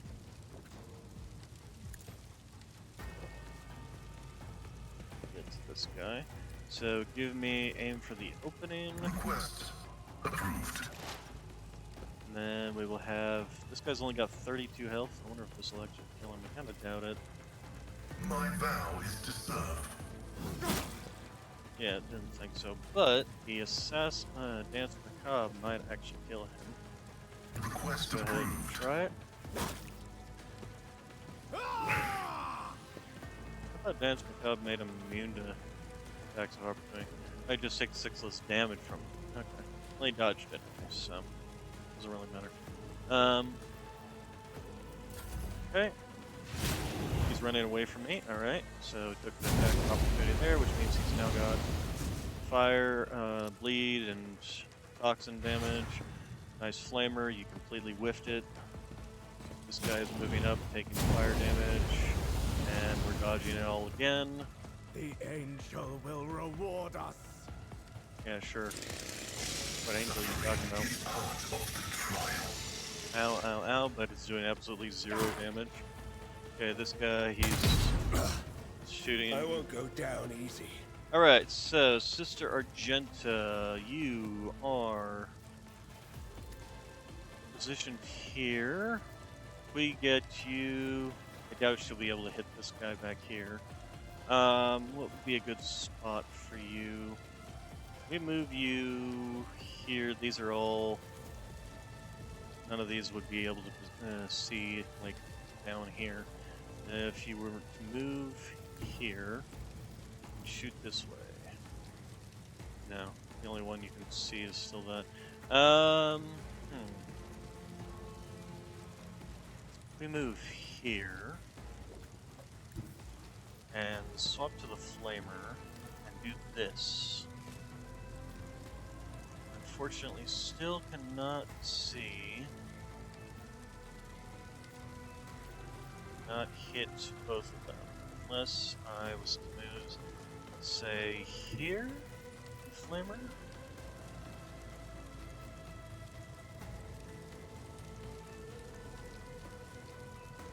Now, how about if I move back one? Then it'll probably just be out of the range.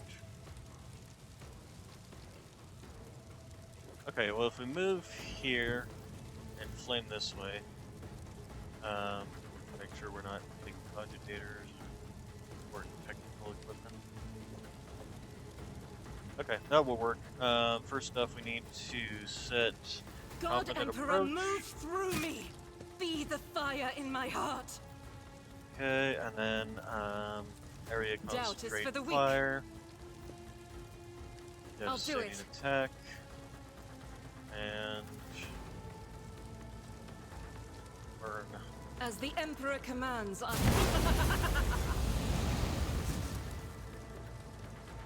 Okay, burning, and more burning. And then I think we're fine with leaving that. Probably would have been better using this, to be honest. Just shoot down this line, would have killed them both. A mere pain won't Alright, stop so me. first thing we're gonna do is move here.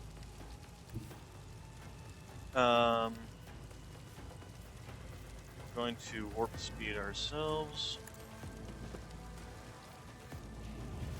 Iron On it. arms. And then, let's see, you are already bleeding and burning and melting. So let's go ahead and do where it hurts. Who, if not me? And then we'll blade and dance. The best defense is a good offense.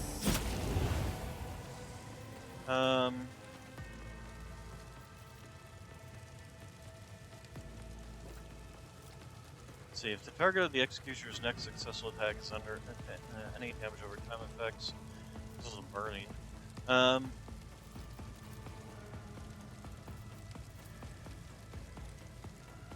probably kill him right now, but let's see. He's bleeding for 9, 14. There's a good chance on his next turn he's gonna just straight up die. He's got 45 health left though. We'll jump to this one. Consider this a Finish him taste off. of what's to come. Oh, he's definitely gonna die from that. Next, Heinrichs. Let's go ahead and first off have you give everyone a Let's see to it. Word of Emperor. We will have you do Iron Arm For the on throne's yourself. glory. We'll probably have you attack this guy next.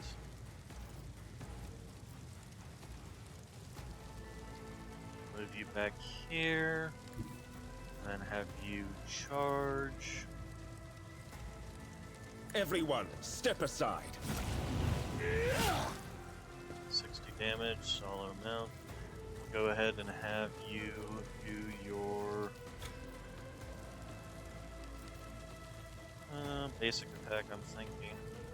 Let's see here. All these are defensive. Oh, we do have Taunting Scream.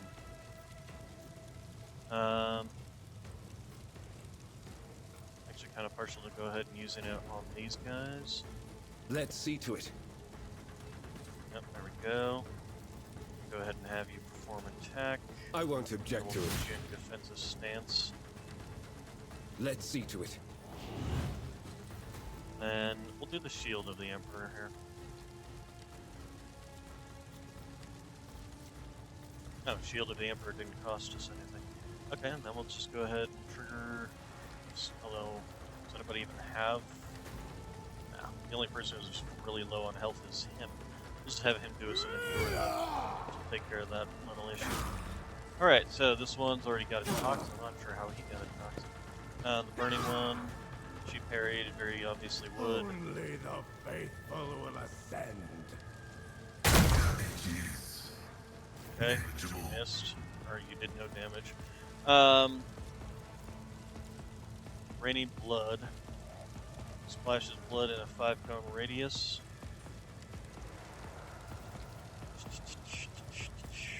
Let's see, this guy's got 7 health left, so we're just gonna go ahead and finish him off with the Death Whisper. So we can As the tenets we're free to demand. move and start Death attacking is a these blessing. guys.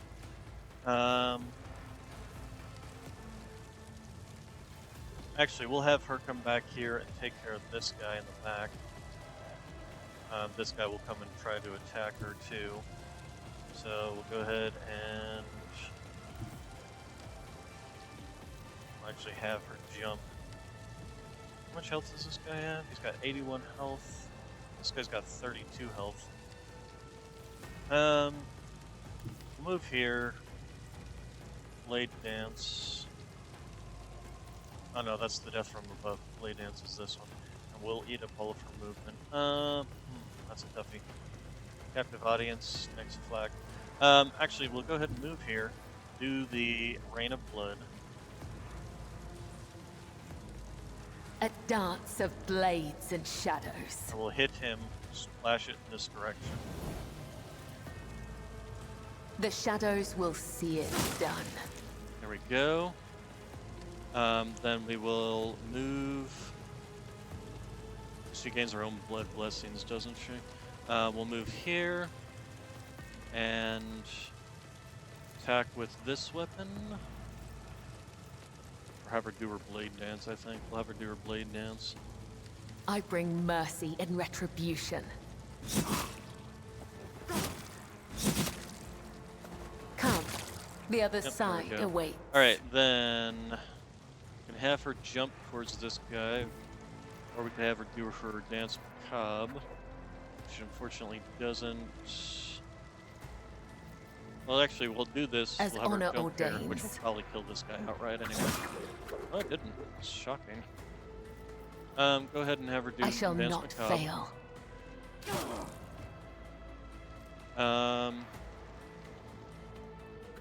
fresh injuries. We can have her do the dance back up As the again. tenets demand. Is this guy bleeding or anything, or is he gonna fiery vow?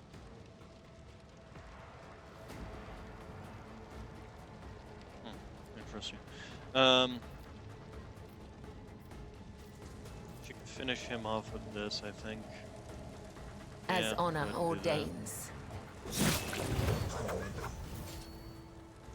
Okay. Go ahead and end her turn. So this guy's moving up. Okay, then he's coming out, finishing that guy. Well, not finishing him, but certainly injuring him. We will go ahead and have her shoot these guy. Oh, not that. Basic attack. Just so that make sure he actually dies. I understand your intent. Oh, there we go. Promethium leak. Interesting. Let's go ahead and move this around to here. If it Yes. serves your cause. Okay, and then we're gonna go ahead and put killing zone strategy on it. And then we will have them go ahead and just continue focusing that guy. Okay, this guy goes. He's gonna move up. Injured. I'm enraged. Ouch. Bring deliverance. Parry. Damage to all. He died for something? You'd see, we've got two guys here. I don't think he's going to be able to do much unless we have him move to... Now these guys are too far spread out. Let's see, where's your... Okay, your thing is on a side I can't reach, so we're going to have to do aim for the open. Running binaric override. And then we will go ahead and have you go ahead and do this. Then do Request this. approved. Insignificant And he value. did. Okay. So we can have you The order is contrary to dogmatic protocols. why can't you dance macabre your way this way? Request denied. Why can't you dance macabre your way any direction? Is this like not a way you can pass through, I guess? Huh, interesting. Alright, well we'll try this. You can't see.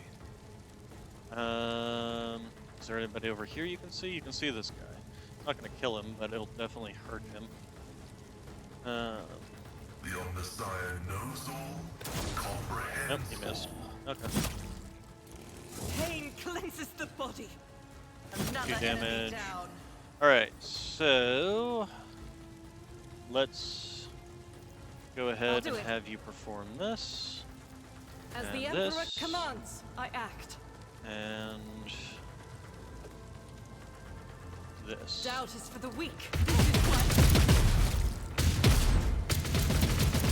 Sadly, he's behind cover, but it did wipe out those ones, so that is fine.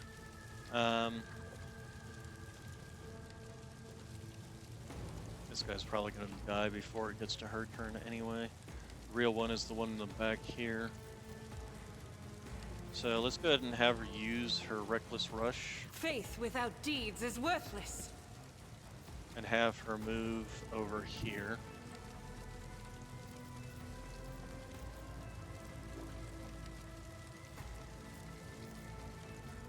This only gives... Oh, you know what? We'll go ahead and have her do Guided this. by faith.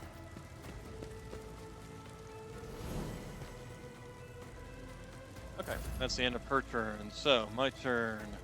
I can reach this guy and finish him off, but he's gonna die anyway. Can I... Oh, here, right here. Right here. Although this is gonna be complete overkill. If I move around to here, that way I'll first off avoid the fire. Where then start the fire? And just Let's make finish some him off. It's just gonna opportunities. kill him outright. You never stood a chance. And really, there's not much else I can do. can't see anyone, can I?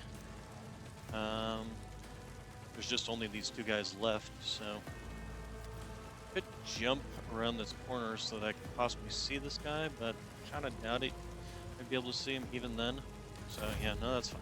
Okay, Heinrichs, let's go ahead and have you come over here. You should be able to charge this man. He is just outside the range, but I can charge to right up in front of him.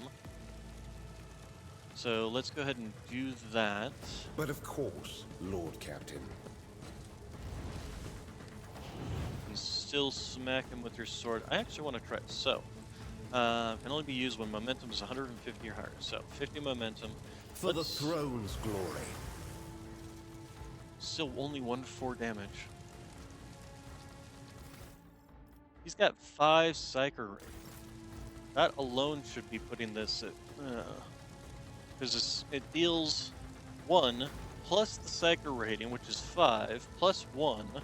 So that's 6, or that's 7, times Resolve, divided by 4, which his Resolve is currently 150, so divided by 4, that would be probably 25-ish or something like that. And yet it's still only... I'm going to guess that the Sword of Faith is not working properly. To be honest, because it definitely should not be 1-4 damage. That is just completely broken. Based on its own calculations, the bare minimum should be 1 plus Psyker rating plus should be at least 7, and times the Resolve divided by 4. Let's look at this. So resolving influence, resolve influences how efficiently and for how long your character can fight in the battle. Determines the amount of momentum gained. So this is his resolve, which is 150. So the resolve divided by 4, 150 divided by 4. Let's just bring up a calculator here. So 150 divided by 4, so you're looking at 37.5 plus times 7. So times 7 should be 262, first off. I think that's a little broken.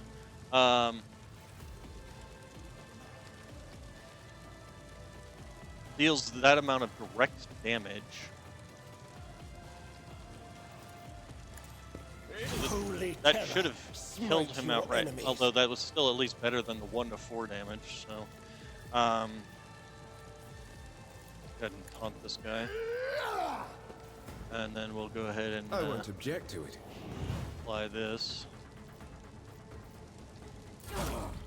The true believers will inherit all. We bring. Also not seeing a direct damage number there. Alright, so come over here and finish this man off. I will leave footprints of scarlet. Death is a blessing. Okay, and then unfortunately she can't make it all the way over here, so there's not really much else she can do. Alright, can you see this man in your location? Unfortunately you cannot, so you're gonna need to move for the first time in this combat, and then please just finish him I off. move as if unseen.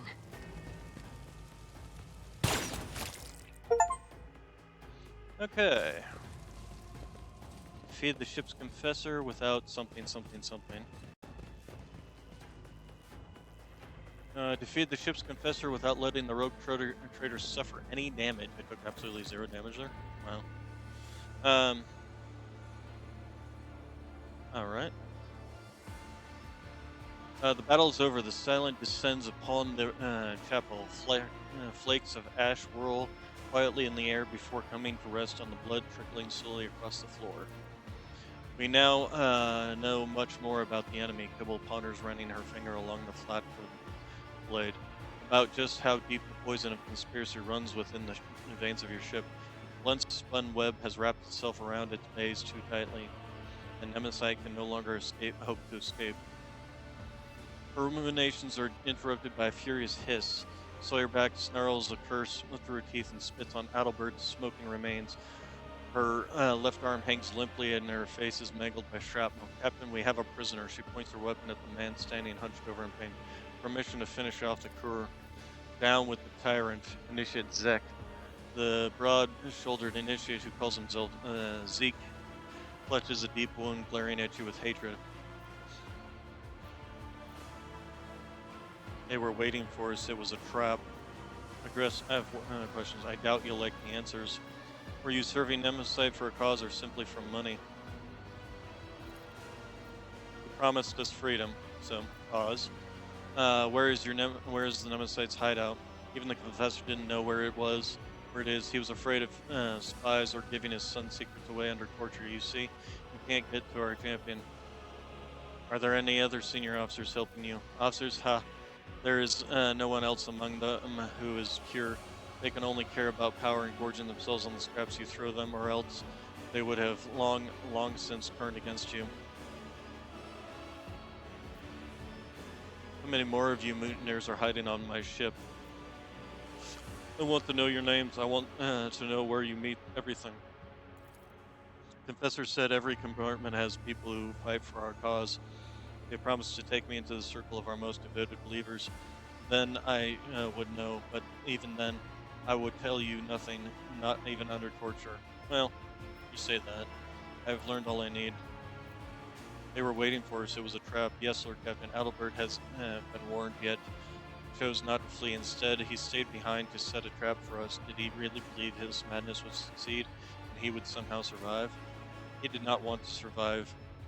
His only hope was to kill. Nemesis managed to turn his adoptive father into a blade pointed squarely at the dominant's throat, just as Adalbert himself had once turned Nemesis into a weapon. Neither of them feared death. Too much evidence points to Nemesis being a Kellermorph, a special Xenos unit bred for subversion.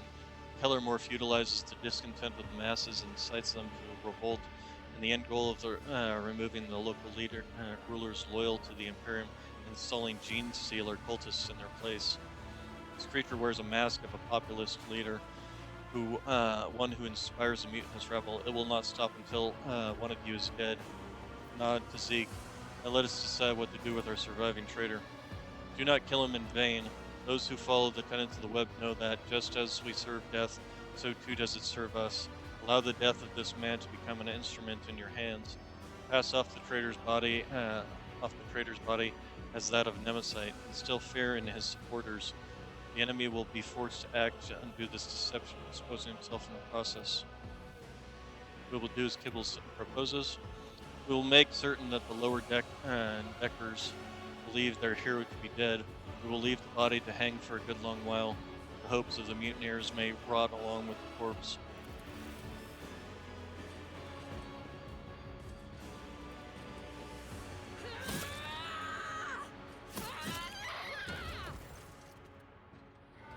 Okay, that is one traitor dealt with, Lord Captain, but how many more have been poisoned by the false confessor's heresy? A new spiritual shepherd must be appointed quickly to banish any mutinous thoughts formed by the traitors from the minds of the crew and to strengthen their faith and obedience. Without the ship's confessor, the rebel will begin to whisper that the Emperor has forsaken us, and such doubts will only play into the rebel's hands. Let's see. The creed must be strictly observed aboard the vessel. Since the voidsmen are wavering in their faith, let the high factotum find a true servant of the ecclesia elsewhere. Appoint a loyal member of the crew who is known for strength of faith, someone the children of the void will recognize as their own. We do not want any outsiders. Blessed shields. I trust the blood-spun web and grant the cult the honor of guiding the congregation aboard the ship. Let's see. Deal with it yourselves. Righteous fervor. Reticle. Zealous speed. Shield strength on each side of the flagship is increased by 10%. That's not necessarily a terrible one. Defend the vessel with all of their might and devote greater effort to serving the machine spirits to sustain the blessed machines. What do we get from Righteous Fervor? Attack craft and torpedoes gain a +2 movement point. That actually would be pretty powerful. especially for our attack craft. Prayers of the Confessor Bella have roused the crew to purge any and all foes of the God Emperor and serve the weapons of his wrath with exemplary rigor. Yeah, that actually would not be terrible. Let's crap. Merciless salvos. Flagship gains plus 15 critical hit chance. Well, that's not terrible either. I wish I wanted the other one, but I just wanted to see with this one. I will relay your words to the Vizier so that he may choose someone worthy. I will send every agents to every deck the next time Nemesis rears his head, which I'm certain will happen sooner rather than later. We will be one step ahead of him and not the other way around.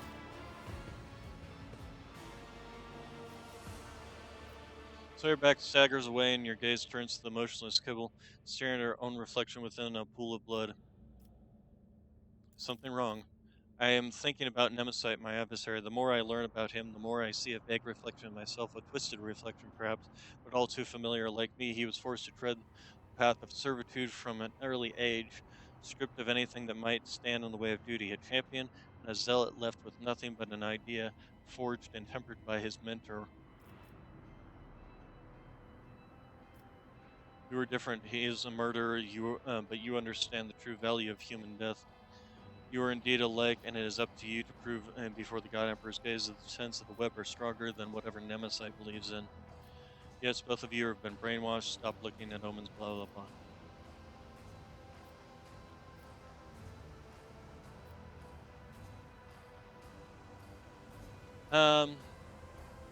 I actually kind of like this one. Yes, your words echo through my soul, and we are in accord. Nemesis will fall, and his ways are dark, and have led him astray. Alright, so let's go ahead and loot some flamers. What kind of flamey tool did you have? You had Fire Retribution, Ooh, it's a better flamer. Manufactured Sword, don't particularly care about. Rebel Sniper Rifle, don't care about. Those actually both can go ahead and straight into there. What else did we gain here? Just some crap. What is this? Enemy Finder. If the target of the wearer's range attack fails a toughness resistance test with a -10, the attack inflicts exhaustion on the target. That's not terrible. Okay, and then we got some heavy armor here, but it's only 40% armor. Yeah, that's not all that great. Yeah, and we'll just go ahead and chuck that in there. And same thing with this. Although that's not necessarily terrible. We'll look and we'll compare it to other armor, see if there's anything to gain from it. Okay, and then we will go to Heinrichs. No. You. Um, so flamer. You've got the heavy flamer, and I think this one is also a heavy flamer. Where is it? Where'd it go? Where'd you go? I miss you, son. So the heavy flamer is actually better, but they're both heavy flamers from the look of them. Curious as to what this is. The heavy flamer has an additional. Okay, so this actually has an additional attack called Scorching Retribution. This attack sets a target on fire for 1 round. I mean, shouldn't that be all these? Dealing fire damage and inflict burning. Oh, sets targeted area on fire. Ooh, okay. So the area where this is will be set on fire. Is that worth the loss of the +2 damage that the other flamer has? Um, hmm. I mean, the main benefit of the flamer is the fact that it lights targets on fire. So I actually do think that the fiery retribution is a superior option here. Okay, and then we also have a backpack for you to wear, which went where? Here we go. Where ranged attacks inflict 0 levels of bleeding on their target.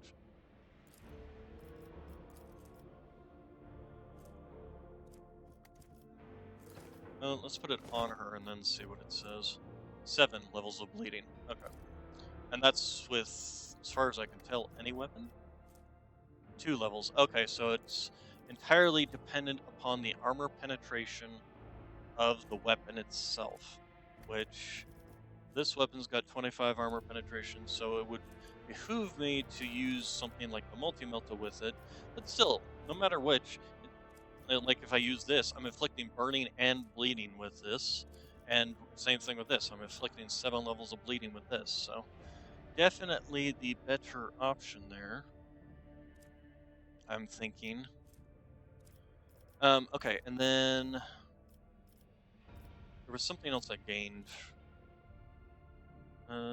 Here, let's go to you. This thing, the, wait, no, the enemy finder. Where's the enemy finder?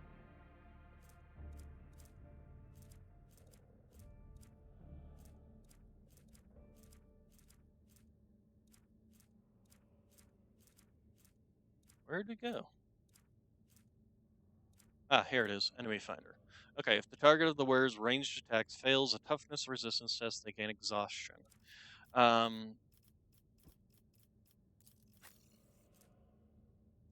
Book of Prayer, the wearer does 10% more damage against Xenos and demons.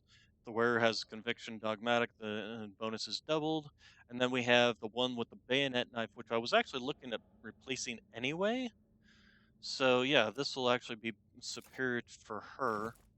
Basically means that all of her ranged attacks will now inflict exhaustion if the enemy fails a toughness test. So, yeah. Alright, we still have a few bodies to pick up loot from. Oh, that power pick, I remember that. But we're gonna go ahead and toss it, and that, we'll keep the grenade. The guy in the back here, what did he have? I think he just had like a shotgun or something. Oh, Weber. Oh yeah, I remember that. Okay, go ahead and chuck that. This insurgent had a melee weapon, which don't care about. And then these ones.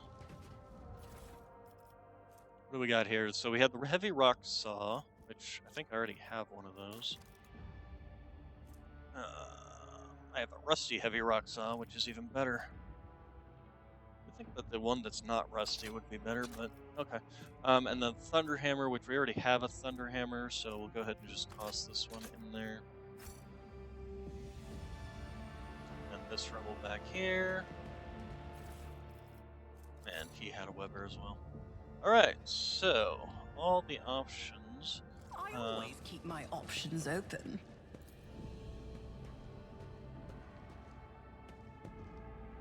Recite a prayer, the one you remember best.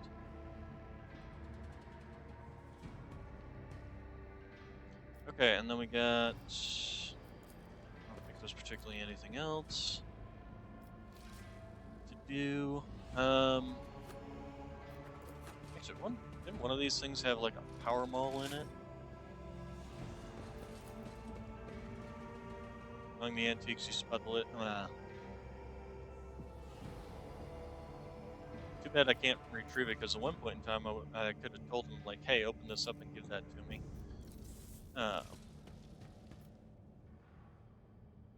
Rise to the top. Okay, let's or go ahead get and left leave. in the dust. Oh, we still missed something. Okay, well, I can go on then. Yep. Okay, to the bridge.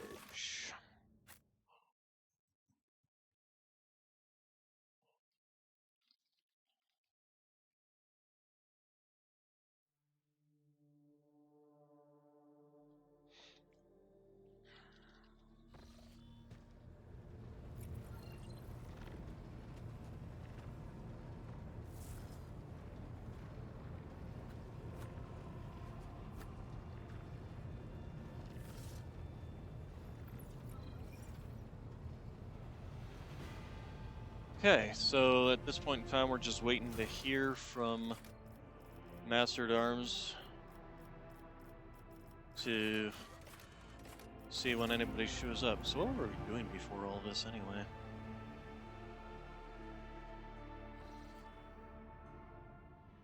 Okay, Arrange for reception for the Navis Noblet. That was what we were up to. Is there anything else to do? I think this is the Eye of the Magnetic Storm, but we still don't have the capability of doing anything about it. Alright.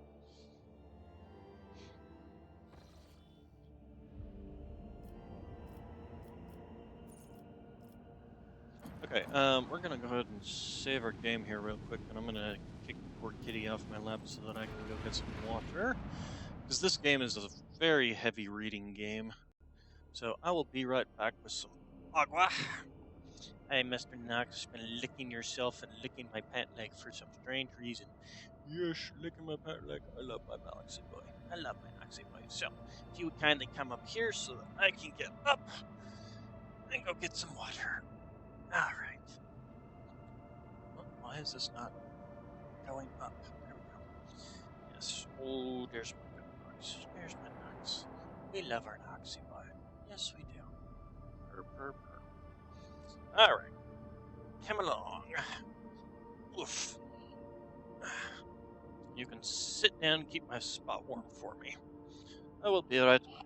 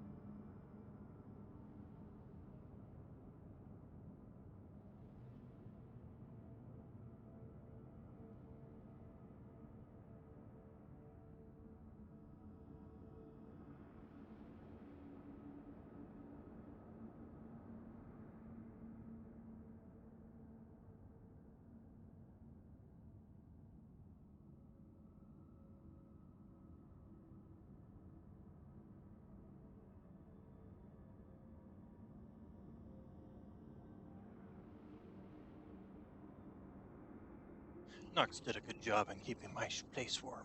Yes, she did. Yes, she did. Oh my goodness. Huh. Did a good job in keeping my place warm. Good. Oof. Now you can come back and sit down again. All right. Oof. Okay, so let's go ahead and move this. And then you can go ahead and scoot on back down, Mr. Knox. There you go. There you go. Alright, so off to Dargonis to talk with the Navis Noblets.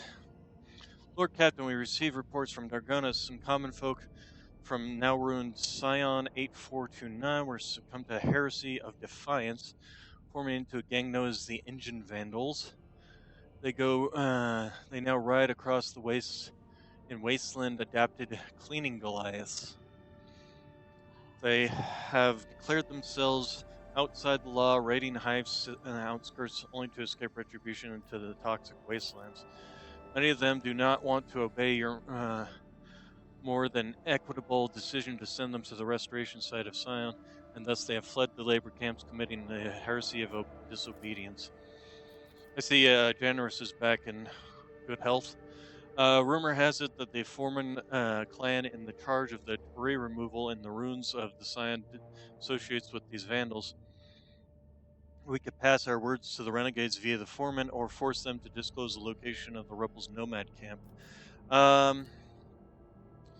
Let's see. I will gain a wasteland generator, which is what? It's ancient component of the Dragonis fleet frigate.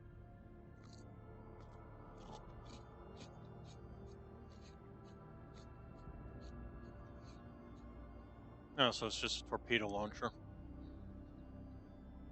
But it is a short burning plasma torpedo launcher. I will lose profit factor and lose complacency, although our complacency is pretty high.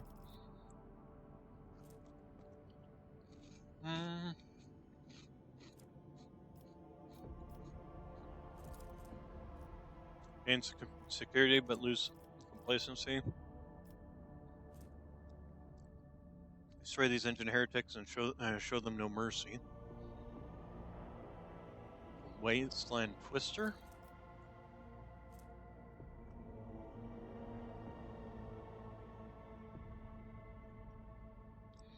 A two-handed power sword, huh?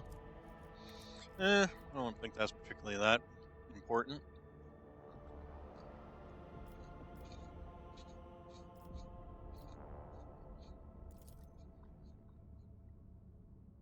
As a union of workers and technomats used to serve on the lower levels of the Sikion?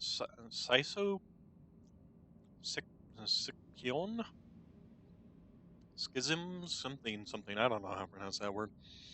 Small-scale shift bosses and useful common folk who have proved their worth with diligent labor and valuable knowledge. Of course, they rank much lower than the esteemed merchants, to say nothing of the aristocrats, but the common folk heed their kin, and the foremen have both the authority and the ability to manage them. How did they survive in the wastelands? It's a rather uncomfortable way of life, your ladyship.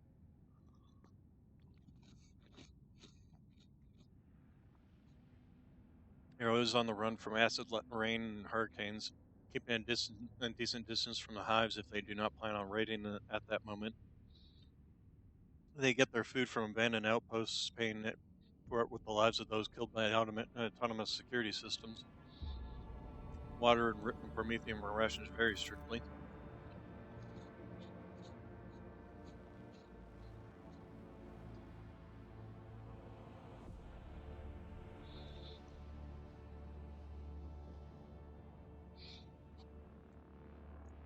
Civilized residents of the hives shoot the scum any chance they get.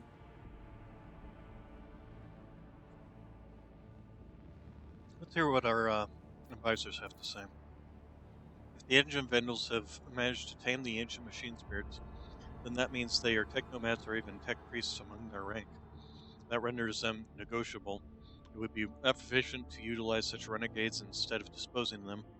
A promise of reward for every piece of technology found in the wastelands of Dargonis and return to the dynasty will ensure their obedience and tractability. If you wish to exterminate them, Elentok, do not waste your time on hunting them down. Instead, deceive them into destroying each other. Tempt them with cries, a weapon, or a trophy that they can fight over. After the monkey finish slicing up each other for the ripe to obtain it, your warriors will finish the deed. The tactic often proves effective against your kind. The aristocrats of Draconis despise them, but are also secretly afraid of them, correct? Renegades who can invoke such fear wonder, had there been such exiles in my house, would their presence have curbed the ambition of my brothers and sisters? Would they have supported me in case of conflict? Oh, I'm scheming and conspiring right now, am I not? Bravo, Lady Cassia. Do not be ashamed of the unique abilities bestowed upon you by your heritage.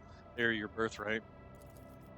The web teaches you to look for enemies' vulnerability and what drives them. If the enemy is compelled to seek sustenance by attacking your Nemesis, prepare a trap full of poisoned gifts. Let them eat and drink to their heart's content. Poison will weaken, then you will strike. Okay, so what does this give us? So this still gives us the Wasteland Generator. Some mechanisms, but I no longer lose the complacency, just a single profit factor. Let's see. Lady Cassie is right. Security. Okay, and I get leader of the engine vandals. Rogue Trader gains +1 movement. MP. That's actually not terrible.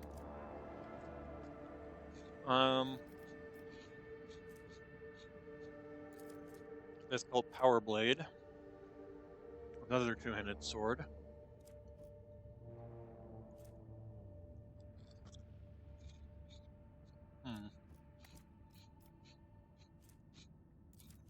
And this one gives us the Wasteland Twister, which is also another power sword. Kind of partial to this one. The only downside is the profit factor, but it does gain us mechanisms.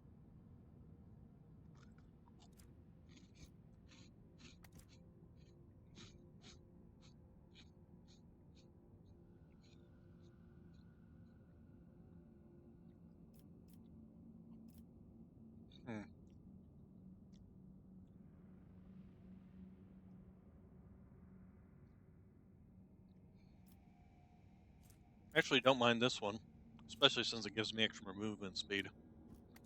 So yeah, we'll do that. I'm still naive of even the basics of these games played by the powerful, but my intuition tells me that this is a winning strategy. Meeting of the leaders with the Ancient Bells was organized through the mediation of the forming clan. They have gladly accepted the dynasty's having received weapons and information, the Ancient Vandals slaughtered several brash and troublesome aristocrats in a few successful raids, sowing fear and reliance on the rogue traders' protection. The roar of their engines was akin to the crack of a whip over the heads of the frightened cattle. Fascinating. Completed Shield of the Emperor. Oh, okay, so that was the finishing this. Alright, so we can probably start up some of these, although we can also do this. What do we got here? So this gives us frag grenades, efficiency, and mechanisms for the cost of promethium and plasteel.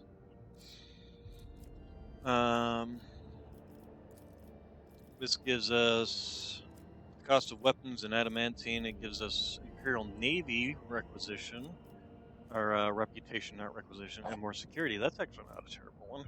Whenever the wearer performs a heroic act or desperate deed, they recover all their wounds and gain +2 AP this turn.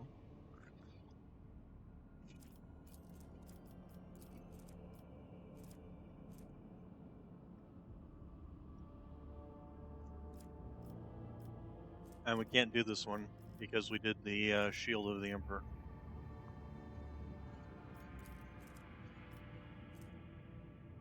I'm actually partial to do this one just for the 5,000 Imperial Navy. Boots I don't care for. Security's not bad.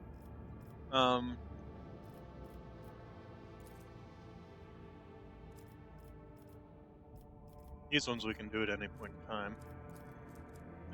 This requires higher reputation with the Castellica and the Fellowship of the Void. Who's a Zealot? Medium range macro cannon that does 24 damage each. It's not all that great. I've got better already.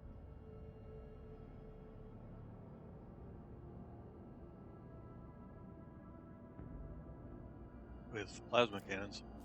But it does give me a profit factor with these guys. But I still need higher ranking with all this. Let's start with the genetic mercy.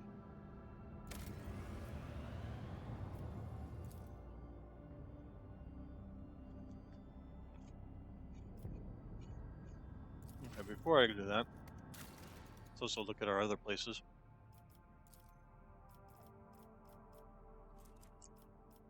I'm not sure why they would have given you so many things if they were only going to use like this amount of them.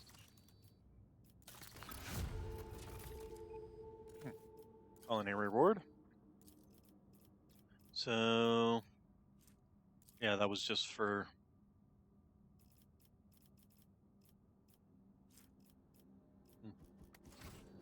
Wait. Dargonus and then Vibos. Okay, Lord Captain, a disturbing report has come from the quarries of the Vibos 6. The convicts have lost their minds. They forgot how to use tools. They huddle together and continue to stare aimlessly into space, even under the lashes of the whip, ruining the mining deadlines. Some are possessed with the urge to use their nails to scratch blasphemous symbols on tools and machines and even their own bodies. The most mad have painted the walls of several mines from floor to ceiling with symbols that and then gone off deep into the mining tunnels. None of them can be found. The overseer is considered a ploy to divert attention away from the escapees and an impending rebellion. Watchdogs have the guards knock this love of cheap theatrics out of the inmates. I will lose or require one person, but I'll lose complacency. Although I'm at 9 complacency already. Is there anything that will gain me some efficiency though? Have the monitor wear this. What is this? Peculiar trinket.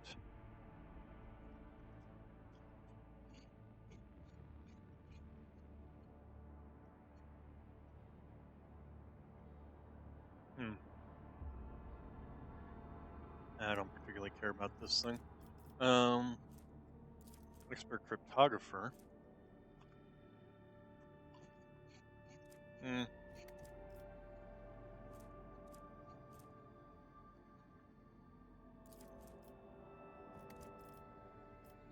What are these symbols being scratched out?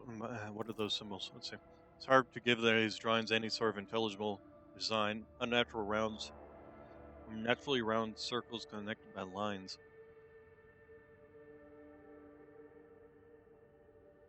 Some patterns follow a certain common logic, while others are unique. I can provide your ladyship with pics of them. After examining the pics, you realize that the symbols are connected through a strange logical sequence.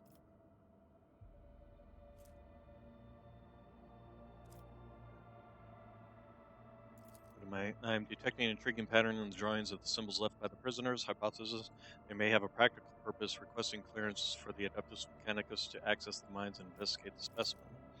Disappearing prisoners. This is why. What is the point of running away from a penal servitude if the entire world is a prison cell? No assuring these ashbags have found some sort of smuggling tunnel network and are hiding there. And the drawings are their secret language, which they use to give orders to their fellow prisoners. I know some guys who can find such secret places and decipher their languages. If the convicts continue to disappear for no reason, then unrest will soon follow, whether out of fear or hope for the possibility of escape. To stifle this, we must put pressure on the convict leaders. My experience suggests that such people can hold more sway than any overseer.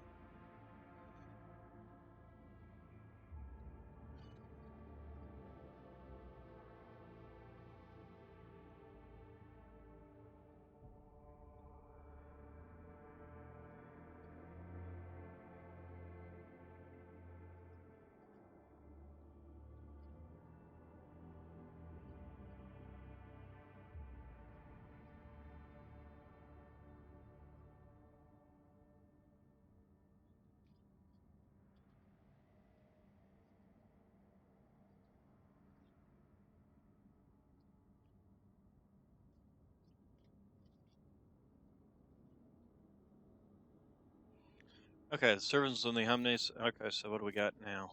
So that's the expert cryptographer. That's healer trinket, and this still requires one people, but I no longer get the negative, which is what does Watchdogs do? Harsh overseer, drive the crew in battle. Well, that's not terrible. And then this one gives you the +7 logic.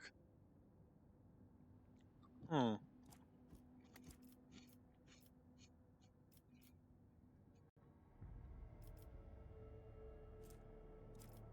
Kind of torn between these two.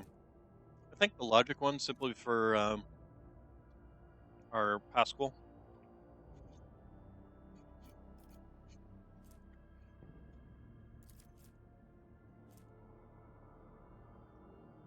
I mean, this isn't terrible, but it's only for the first round, so less important, I think, than this that's always active kind of thing. And then this is just for a single person, so yeah. There are no sacrifices more worthy than one made in the name of quest of knowledge.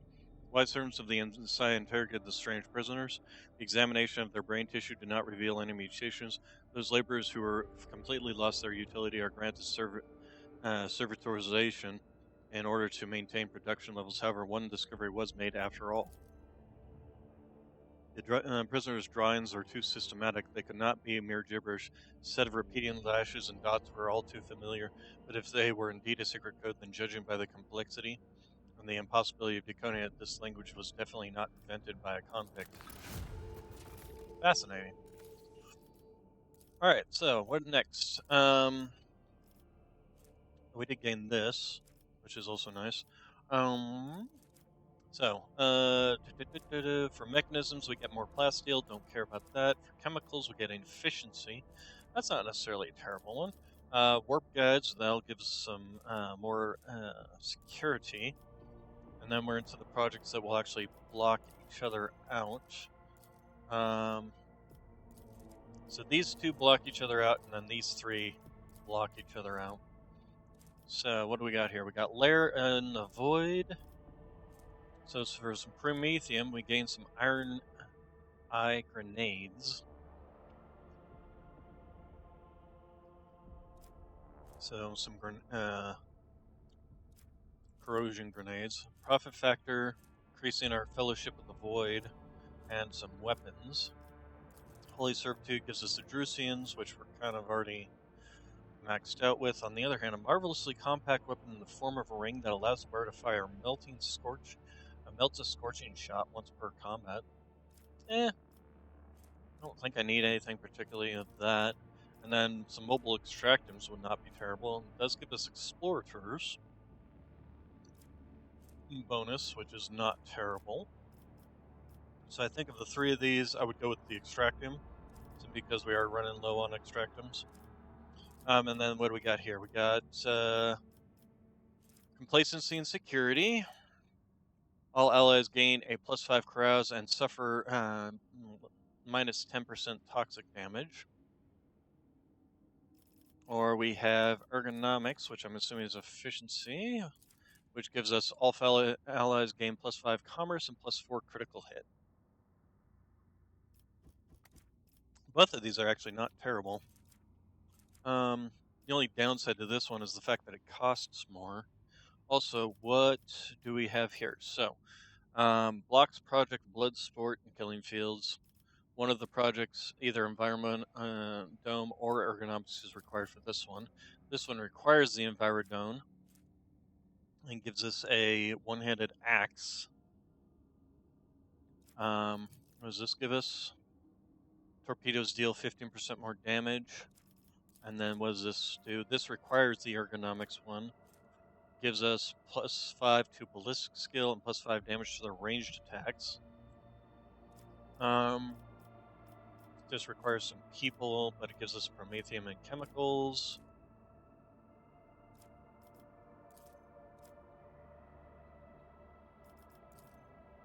So these two are mutually exclusive based on which one I pick here.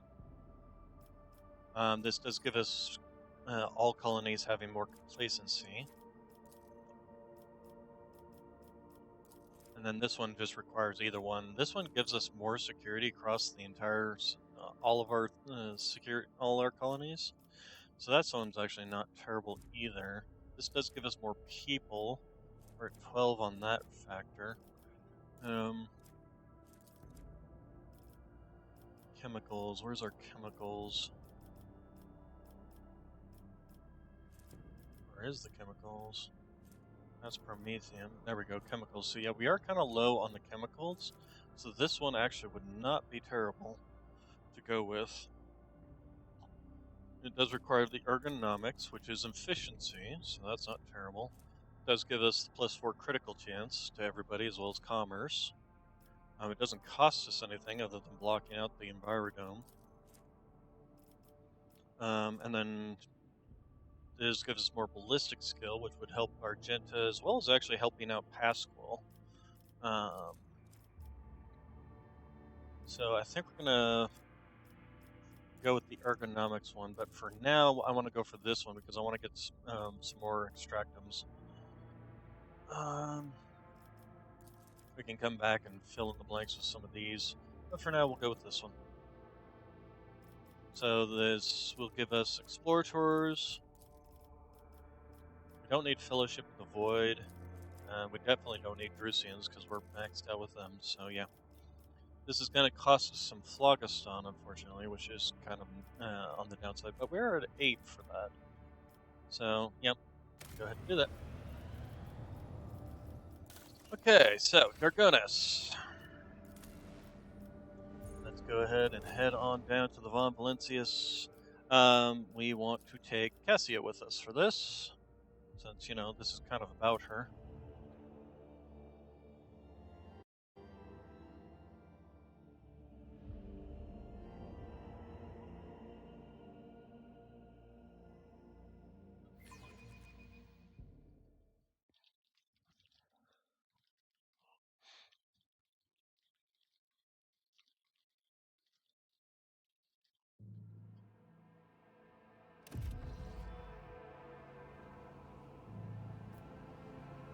Okay, map.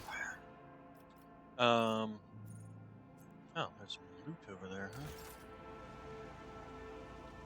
Let's go ahead and get our person moving.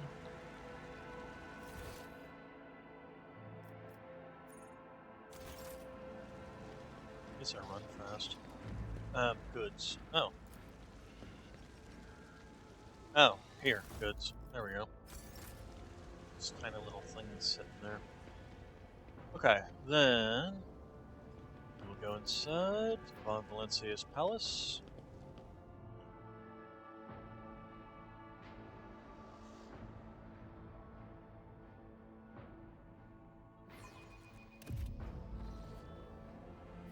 Okay, so map. Oh, there's some loot over by Cassia too. Interesting. All right, Cassia.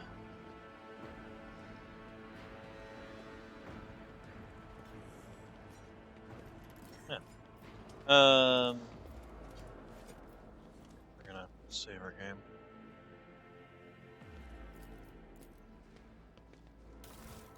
Hey, we got it. All right. So Cassia. All right, I need to talk to my Clementia. I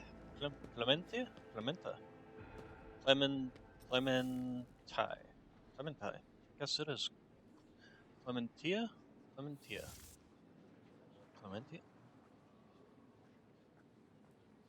Clementine is how you would pronounce this if it was Tine. So Clementia. Whatever. All right, your ladyship. I hope you were staying on. Okay. What about the meeting with the navigators of House Orcelia? Allow me to report the esteemed navigators of House Orcelia have taken residence in the guest estate and await a meeting with you. How would you like to receive them? Make arrangements for a reception worthy of the refined taste of the Navis Snowblade. Yeah, we don't want to do anything and we won't want to piss them off. Would you like to hold this meeting shortly? Yes, Cassie and I are ready for the talks and dialogue. And yeah, we'll take everybody. Although probably not the Eldari. Who would be best? Who would be best? Who would be best? You don't want to go meeting a noble house of the Navigator clans with an Eldar in tow. Go with the Deary. Unsaker is probably less of an issue than an Eldar. I also like to say the name. Nevis Noblet. Greetings, greetings. Hello, hello. Regent Aranto of Salia, esteemed delegation, the Rogue Trader, and the Von Valencia Protector welcome you. Come this way, please.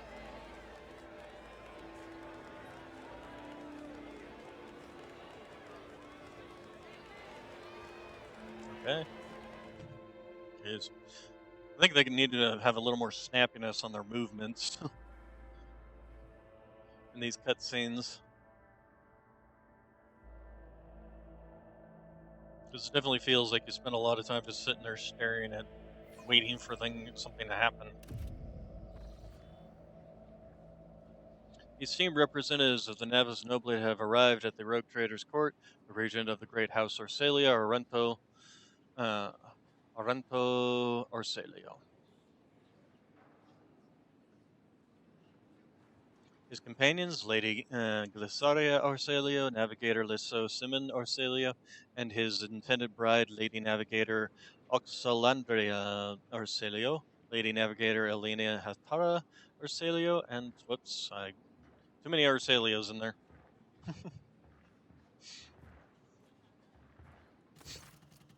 A tall, wizened old man proudly stares at you with milky and blinking eyes. Loose skin sways with his every movement, as if the navigator's flesh was detached from his bones. An unsightly hole mars the regent's face where his nose should be, and the old man's skull is covered with spiky growths. Rogue Trader, the regent-piercing voice cuts through the silence. On behalf of House Orsilio, we'd like to express our immense satisfaction with this meeting and our gratitude for the warm welcome. It pleases us to know that there are still ladies in the Cronus Expanse who observe etiquette and the tradition of hospitality. See, I knew it was a good idea to do that. And yet, that's not why we're here. Our grace is obliged to note how much the Rogue Trader has done for House Orsilio by protecting its beloved child. We waited for many turns to behold her radiant visage. Come now, child. There's much we need to discuss. Cassie steps forward and then stops and looks at you. Not wordlessly. Esteemed Regent, it pleases me to see the gleaming sheen of gold and turquoise above your brow. It is thanks to the efforts of the Rogue Trader that I stand here today, and there's so much I want to tell you. But what is it you desire to hear most? We know what happened at the station, child. Your connection to the Atlas has grown so strong, we felt the turmoil in your soul, and the events that transpired have shaken us. House Orsalia is deeply grateful to the Rogue Trader for the destruction of the Saboteurs, and we are willing to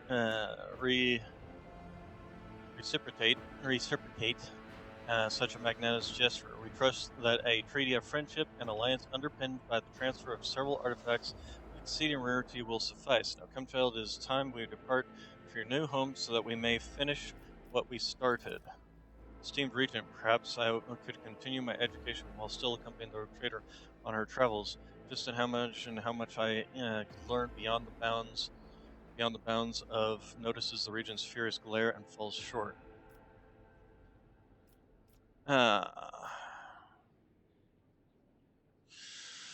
Okay, so on one hand, I lose Cassio. Possibly. I dare not refuse the will of House Orsalia's regent, though. I mean, I'm assuming even if I turn her over, they will give me another navigator in exchange for that.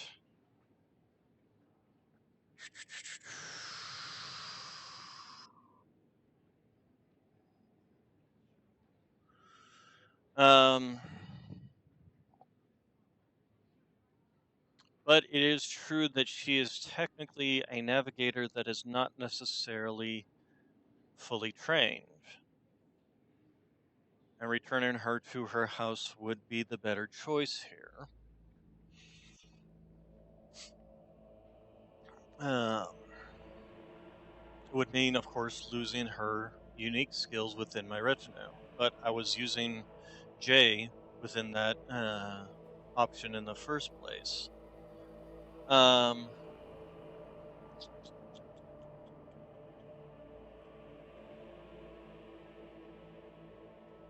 but this ultimately is not a choice for me to make. It's really up to Cassia herself. Um,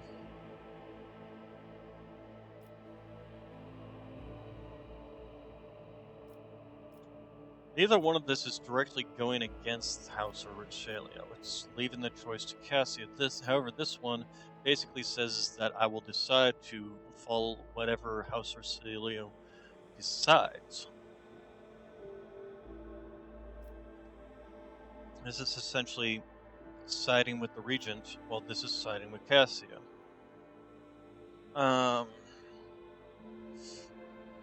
I'm partial to siding with Cassia, simply because I am aware of her talents and skills.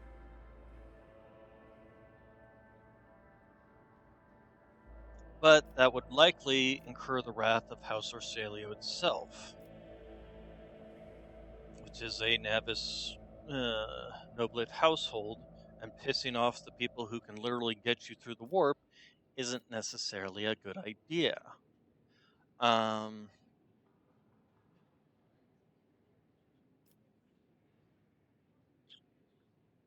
I'm going to go with this. We appreciate your goodwill. Oh, who the heck is that? Don't just stand there. Help the rogue trader defend the child and the palace. Who are these people and why have this? Pay for betraying Felek and our freedom, rogue trader! Now kill them all! Who the hell is Felek? Oh, she's. I'll make an example out of Oh, you. I see. This navigator. I see. Okay, so that first off, can I level her up? Maybe I should have brought my. No, I should have brought my esteemed Eldar. Okay, so Adiri gets to go first simply because of her actions. Anyway, where the heck is she? Okay, so that is her over here. We will go ahead and place her over here. Okay, they're not in this position, so actually if placing her here is fine. As for myself, I would like to be front and center. We'll go ahead after the Lady Navigator herself first. Argenta, you're going to be here because these are your prey.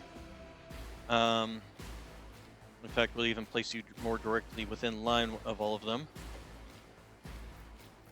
Okay, Pasquale, you can go ahead and get in the back here. Heinrichs, you can support this side. And if nothing else, you can always move quickly across to this side. Cassia, of course, you will be moving up to here. Okay, then the first thing we're going to do is slap this down right here. But of course. In fact, I'll probably will end up with Heinrichs moving across to this area so that he's not within Argenta's line of fire. We'll go ahead and give Argenta the rear guard. Was that you? And then the back line, we will give it to... We can't see anybody. We can't see over here, dang it. That was kind of annoying. I can see there, so I can give that to Cassia. Go ahead and do that there. Okay, and then what's this one? This is the dominate one. Spend all their movement points to move closer to the towards the psyker. Don't particularly care about that. Forewarning, we'll go ahead and give to Argenta, Anything else? and then we'll go ahead and do some kill Will zone do. on this. And she has no weapon. So, Visions of Death. Failed, the target suffers from mental damage. Let's go ahead and just pick off one of the guys in the back here. Apparently I took away her ranged weapon. So she's going to be limited to... Also, we'll use some sensory That depth. is not my destiny. Not in line of sight? What the hell are you smoking? She is literally right there. He's in line of sight, but she isn't. How is she not within line of sight? Is this little guardrail here blocking my line of sight? Okay, well, we'll just move along. Okay, so you go ahead and let's move here. Let's see, you're using guns, and melee. Okay, so we will have you move here and then charge this guy in the back here. Oh, wait, before we do that, let's do this to... What's this all do? Plus 3 resolve. Yeah, we'll go ahead and do it like so. Naturally. Okay, and then we will go ahead and do a... Also, the other... Actually, I kind of want to position him so that his taunting scream is going to taunt all these people. So, we're going to still move here and charge this guy. We'll end us with here. Should we charge this guy? No, we'll won't charge this guy. object to it. There we go. And then we can move again to more specifically get everybody in. No, here we'll move here and then taunting scream from there, and that should get all of them. Yes, indeed. I need Alright. a foothold. And then taunting scream, and then we will go ahead and give him shield and door. After we But of click course, this, Lord actually we Captain. can give him shield of the emperor without triggering anything. I won't object So to it. we'll do that. And then we will go ahead and have him perform Naturally. defensive stance and endure. And then we're gonna go ahead and just have him smack this Let's guy see and to it. probably kill him. Nope, didn't kill him, but definitely hurt him, and it was definitely more damage than the other. Also, Nox, would you like to go out? You want to go out and run around and explore? Okay, give me a second. I'll go open the door.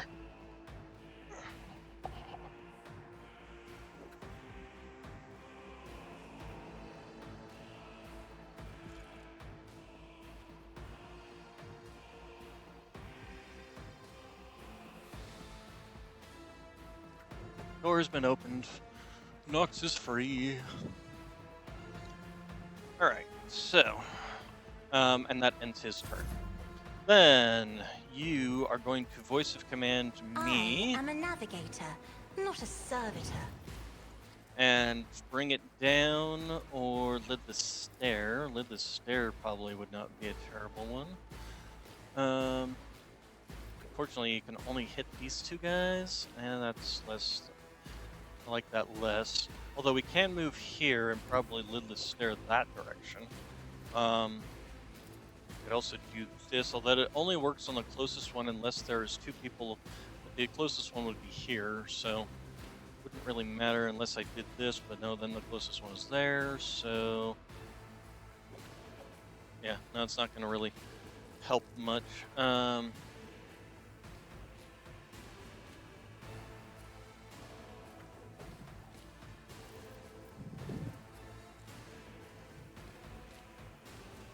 Does require, fortunately this would also inflict on him. So yeah, I don't think we're gonna do that. We can, let's see, and we're got 20, Strong point, press the advantage. Again, that eats up their stacks. Can't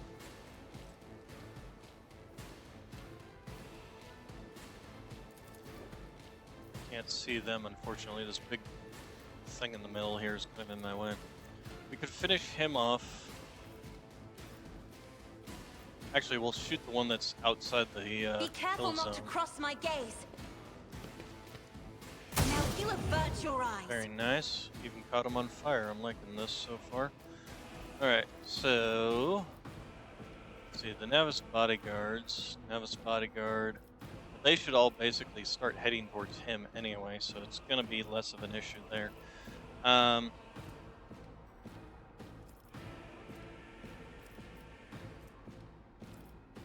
Yeah, go ahead and end it there. Okay, and then you are throwing grenades at them, which is a stun grenade. Weapon at the ready. Okay, yeah, they're all gonna head towards him, Nothing which is stands excellent, against me. because now he will be doing attacks of opportunity against every single one. We're going to have you take a step back, and I will confident bathe approach. this battlefield in righteous Devastating fury. attacks. I'll do it. As the Rapid Emperor fire. commands, I act. Turn and unleash hell. I'll do it. With you, like Emperor. Okay, so bleeding, burning, bleeding, burning, bleeding, burning. Knock down, knock down. We love it. We like it. We want some more of it. And furious recital.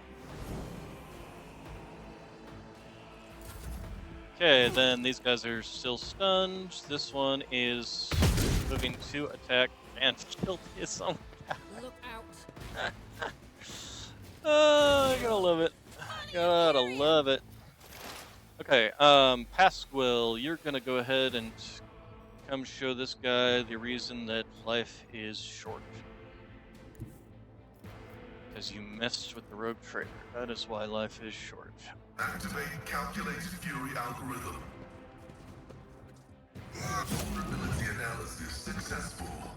And then we just My do vow is this, to and you're serve. dead. Vital function successfully terminated. Alright, then we'll go ahead and, can I move? I can actually move all the way there, huh? Nice. Oh, no, I can't. Okay. Alright, then we have plasma shot into somebody who's actually got a... You know what we can do? First off, let's go ahead and do the machine spirit on Argenta, The scriptural since prognosis it helps with is recoil. favorable. And then we will go ahead and trigger... And well, no, we can't. Well, we can. It's not. It doesn't cost anything. So let's go ahead and do it on this guy. It's a higher chance of actually killing this one. There we go. And then Death Whisper with our secondary weapon. Hopefully, will actually hit. And we did. It didn't kill him, unfortunately, but he should die from burning on his next shot or the hemorrhage. Either one. Alright, and then my turn. So, do we want to focus on Lady Navigator Elena? I think we do. So the very first thing we're going to do is move up, then leap.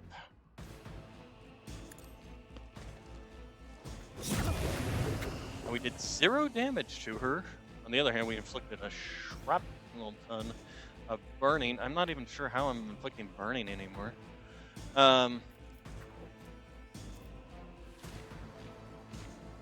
Could also use this on her, but we're also going to I'll make warp it happen. speed.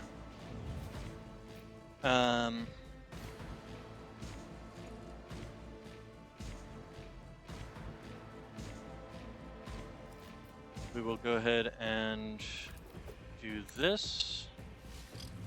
Then we're going to go ahead and inflict where it hurts. Now, should I hit you with this? This will probably chunk a good portion of your health, especially with all those bleeds and burns. And then we can always inflict Orchestrate Flame on this one if they still survive. Yes. Your end was Oh, inevitable. wow. Or we'll just one-shot them. We'll just one-shot them. Good lord. Just 16 damage from the biophysical distortion. 0 damage. Idera used and deals 0 damage. How did Idera do anything? Okay, deals 27 damage. Again, Idera's. Why is Idera's name even in here? Does she have something that? I mean, no matter what, it was all still 0 damage. All of it was literally from my own stuff.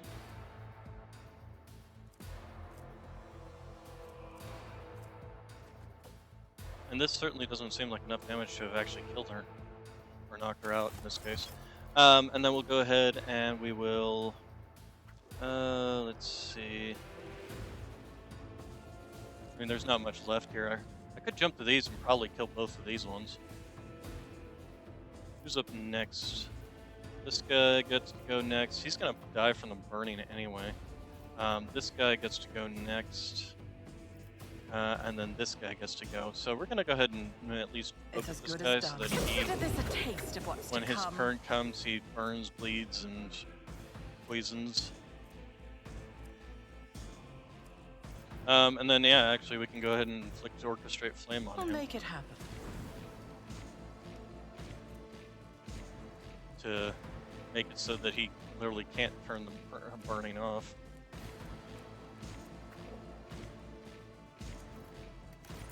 My faith strengthens me. Okay.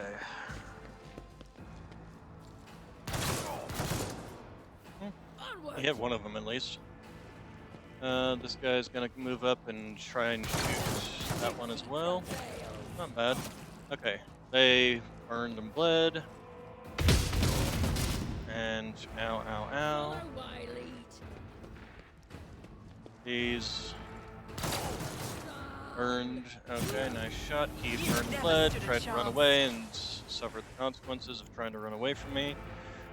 You can go ahead and finish him off. What an unfortunate turn of fate. And look at my bail, it's just 0 because I keep getting critical hits with that weapon and it's awesome. Vision of Death. I mean, this guy's not gonna survive. Who's this last one? Oh, the guy who's still laying on the ground over here. Here. Was that you? Or will do? Okay, Heinrich. Should we have you come over and get this guy on the ground? Just finish this one off. We'll just have you For the finish this one throne, off. be gone. There you go. Then you can go ahead and you still, but you can't quite reach him, unfortunately. But this would surround him, so it'd be almost impossible for the guy to leave. Although we could do this, although that will hit Argenta. Never mind. Here, just have everybody gain some shields. Could do this actually if we were to move here. Here, let's have him But charge of over course, here, Lord and Captain. have him do his taunting scream. Naturally. So when this guy gets up, he will try to run towards us. I and won't then go ahead object and to do it. that. Okay, and then can you see this man from your location? Is there any spot that you can see this man to be able to actually shoot him? Answer is no, because he's behind the railing again. Apparently can't see him because he's behind the railing. Voice of Command, Argenta. Emperor, give me strength. We're gonna have to be careful with how we use Argenta's attack here too.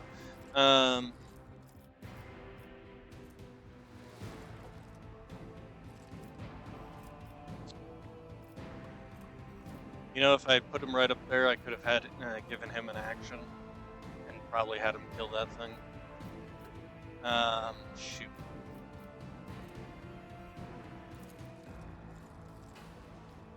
I suppose this would actually work. No, because he can't get up. He's his turn is going to end with him just getting up. Emperor, protect me. He's still knocked down. Interesting. These guys are going to make this fight last forever. Yeah, and this is the problem now, is how do I kill him without immediately annihilating everybody around her?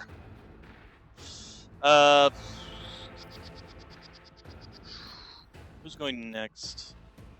See, these navigators are all going to dogpile around him, and I'm not going to be able to get in there to actually fight him. Sister Argento, you're just going to in battle. I mean, yeah, ow, 3 hit points, ouch. But the only thing I can really do is just hit him with single attack. And that's all I can do, pretty much. So. Quick, quick! Heretics be damned! At least they'll kill him. Yeah, there we go. Heretics. Alright, so. Listen to her. Okay, well, first things we're gonna do is take stuff. Stun grenades, don't really care about any of that. Have his bodyguards. Bunch of stuff that we don't really care about, though. Human-sized bolters, interestingly enough. But a Nemesis, Noblet household, I'm sure, can get their hands on those easily enough. Alright, so let's go ahead and save our game first. And then you. Let's see here.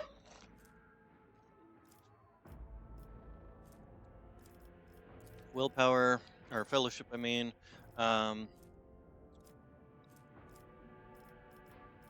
What even was I focusing on for her anyway? Awareness. Here, I don't care. Probably just...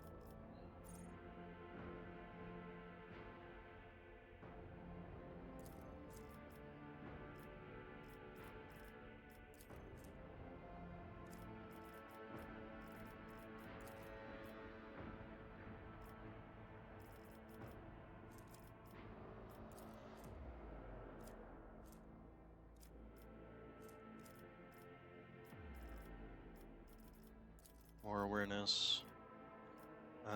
Stronghold stratagem. What else? Mind Siege? Enemies that have failed the willpower resistance test against any other sector's powers take additional damage. Pain channeling. Whenever the sector kills an enemy with a second power dealing more damage than the target's wounds, the excess damage will be dealt to the enemy closest to the target. Warp Minds. These are all Psyker domination traits. Not domination. What's the word I'm looking for? I'll give her Terminus, but the hell is it called? Telepathy. There we go. That's the word I was looking for. We'll give her stabilizing factor too. It's actually not terrible. Okay, so talk to the navigator. Mercy, the lady navigator, covers her face with her disfigured scaled hands, each with a extra finger and conjoined flagellar bone. Her clothes are covered in blood, mostly that of your servants, and several unexploded bolts are sticking out of her chest plate. Interesting. Rogue trader, whether on purpose or out of ignorance, you are harboring a monster that is cunningly pretending to be an innocent maid. Spare me. I, Elaine, Tari Orcelio, will swear to tell you the whole truth about the madness that is devouring House Orcelio like a malignant tumor. Do not let the regent deceive you with his honeyed lies, lest the cursed child ruin your protectorate as well. You see the rage and despair in Lady Navigator's face, but neither is directed at you. Your fate will be decided during the trial, Lady Elena. I will hear what you wish to tell me. Send Yuzu to death for crimes against the rogue trader and the Lady Navigator Cassia. Any last words?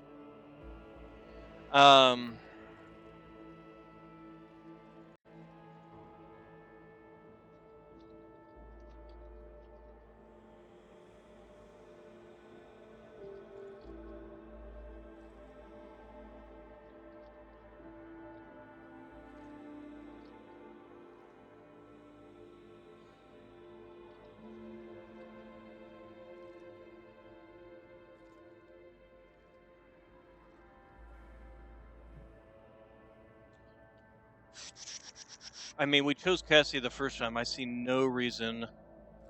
Uh, your fate will be decided during the trial, Lady Alina. I will hear what you wish to tell me. Thank you for your lenience, Road Trader. And I mean, okay, so the naturally bulbous eye of the navigator constantly shifts between you and Cassia. Black secretions run down her cheeks instead of tears, leaving unsightly streaks. I, Elaine of the Hatari of the House Roselius, swear to tell the Road Trader nothing but the truth. May the God Emperor be my witness. Pathetic. Uh,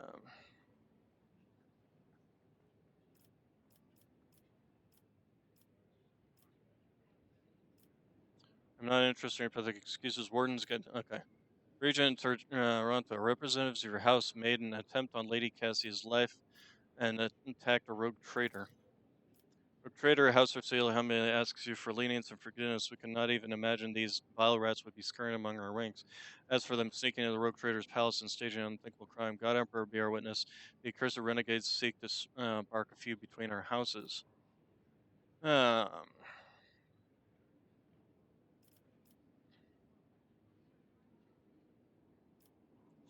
how did I know your words are not just another trap? I believe you, Regent Orento, and yet this is now the second attempt that has been made on Cassia's life. I need answers. We're ready to tell you everything we know so that this misunderstanding can be remedied as quickly. Tell me more about these renegades. Why are people trying to kill Lady Cassia? Everyone in the house knows the child is the keeper of the one true Starway Atlas, which once belonged to our great novator Tisiphone Orsilio. Tisiphone? Tisiphone? Isn't that a Greek name? Isn't there a Tisiphone in Greek mythology? Something like similar to that name? The ungrateful wretches secretly hated her grace, and then Tisiphone abdicated her responsibilities and set off for parts unknown. They staged a revolt to destroy her successor. Um,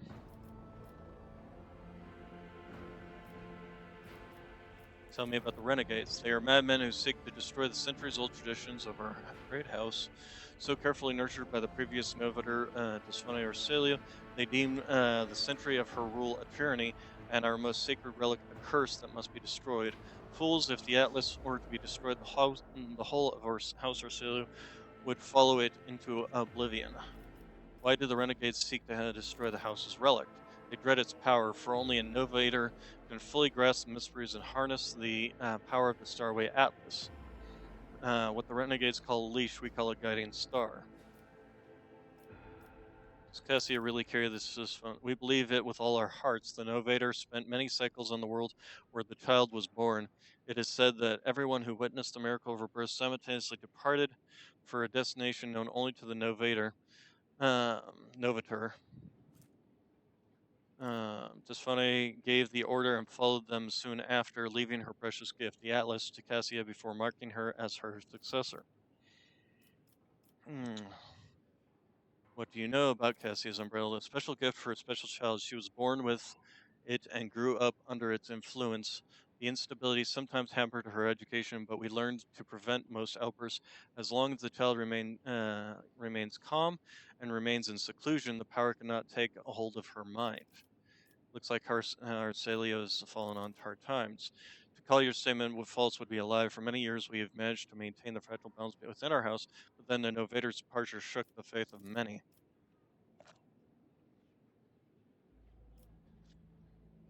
The treasury is empty, the navigators are scattered, and warp routes are scrambled, and many of our allies cannot be reached.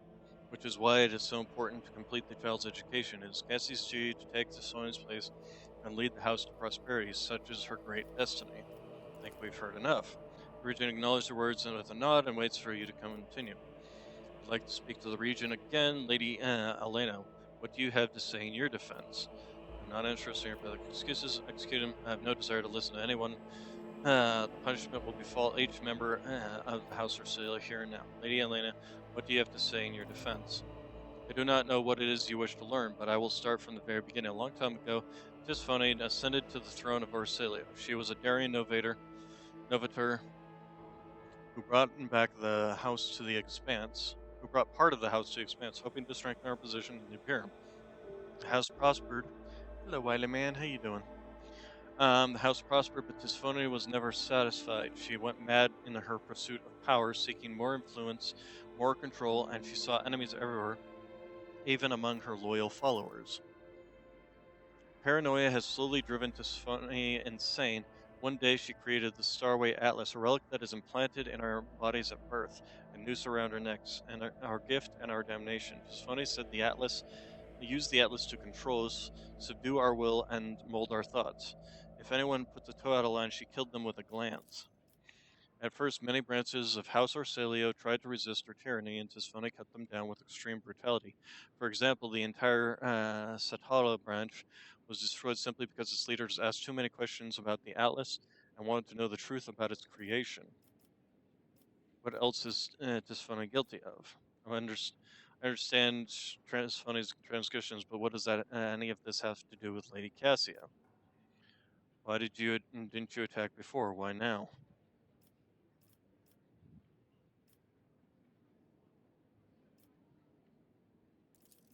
Tisphone's madness weakened the dynasty, and not long after the Novator vanished. Indeed, her loyal followers lie when they say she chose to retire. The truth is that nobody knows the truth.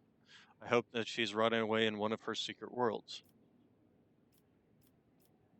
I understand Tisphone's transgressions, but what does that have to do with Lady Cassia? Tispone passed her atlas on to her successor before fleeing the house, to a newborn child. We could not surrender the throne to the tyrant's creature. Tisiphone was cunning and treacherous. She must have hatched the entire plan beforehand. Her disappearance, the child, the transfer of the leash. We feared that one day she would be reborn in Cassia's body, and we could not let that happen. Call Cassia a monster because of Tisiphone's atlas. Largely, yes, but there is more. Have you never felt pure, unadulterated disgust when standing close to her? No, actually. Or perhaps fury or fear? Who but a monster would manipulate the minds and feelings of others, even more so than Tisphone herself did? Why didn't you attack before? Why now? Tisphone has always had plenty of opponents, but we were afraid to trust one another. Any of us could be spying for her followers.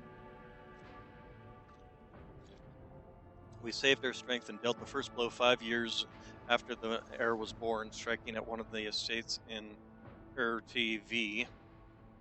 But the girl survived, and the Regent Toronto hid her so far away and guarded so thoroughly it took us another 13 years to find her, and then another 2 to get into the Regent's good graces and reach Uric 5.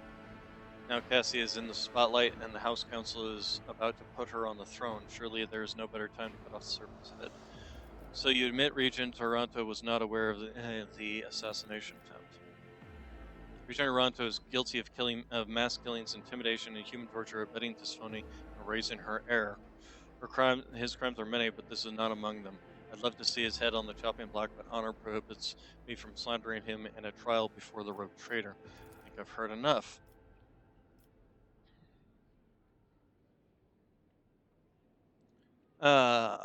Lady Cassia, you two are an injured party in this. What would you do in my place?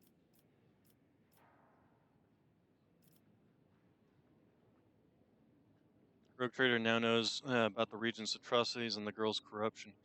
I hope I succeeded in warning you about the dangers that lurks. If I may speak, so many dirty colors have poured from the mouths of those present that I feel covered in filth from head to toe. I, as the future innovator, I want to bleach them, purify them, let them go. Heed me. I am the one to blame for what happened today, and I fully accept responsibility for the actions of my house. Vile wretch, who do you think you are? Will you now start killing those who have displeased you as Tiffany? She just said she wanted to let you go.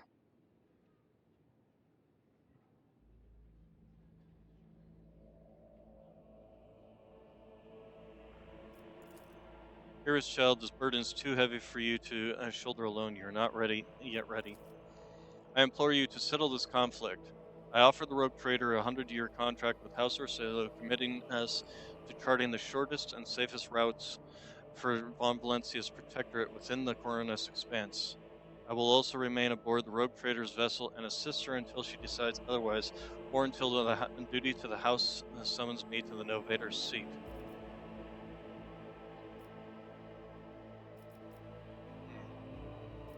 Thank you for your input. I will consider whether I should accept your offer. I accept your offer. I mean, I'm more partial to accepting Cassie in all of this because, quite frankly, it just seems like two sides are having a petty little squabble, um, and she's got nothing to do with it.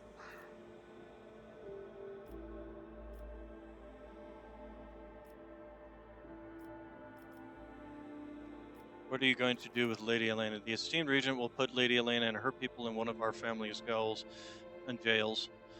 She is House Orsilia navigator after all.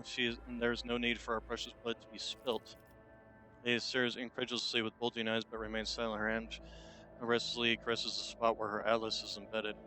Accept your offer, Lady Cassia. Thank you. Smiles. You've never seen her so open or radiant. Thank you, rogue trader. Remained silent for a long while. So be it. We failed to notice that our child has grown up and become strong. You may stay with the rogue trader until the house summons you. Her influence is anomalous, but it has served to bring out Blessed Tisfone's most precious talent, the talent of leadership. Rogue trader, we are now bound by the terms of the contract. Your representative may contact House Orsalia at any time, and we will respond. And one more thing: protect the child like the apple of your eye. Remember that you have the future of the novator of the House Nevis Noblet House aboard your vessel.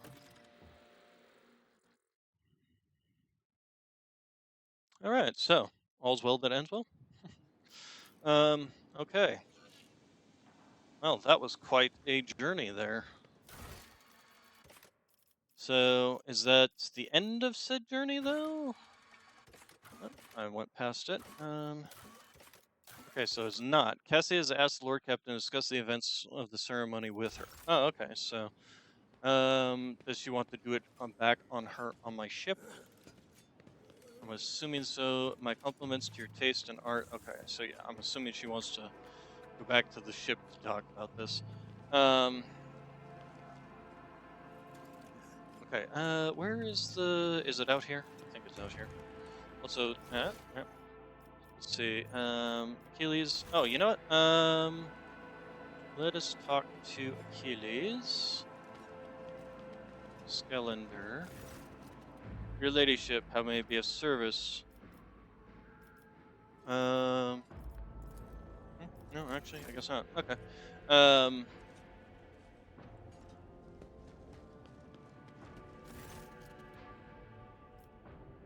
Your ladyship, I hope your stay will be beneficial. Okay, I'm at your service. Somewhere here, weren't we supposed to be doing our, this past school? That's somewhere in here we were supposed to be coming back here to do our this. Rogue trader desires to personally meet with the person recently brought aboard her flagship.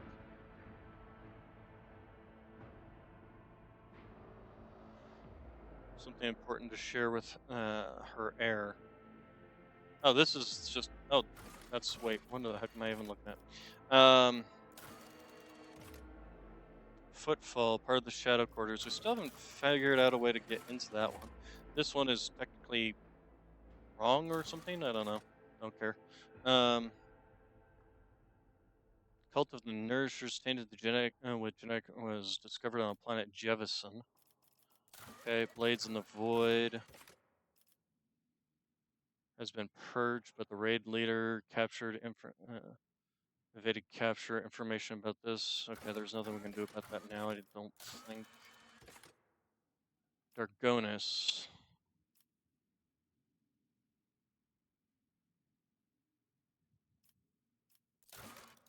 So let's take a look here. Well, we don't have enough weapons to buy those, but we do have enough people for provisions. I don't necessarily need those though.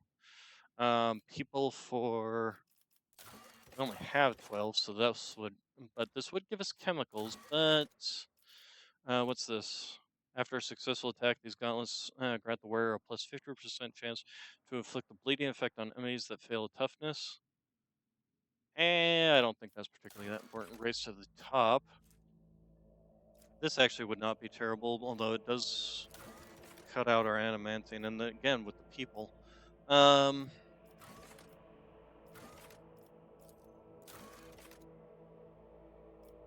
I would actually like to get my profit factor up.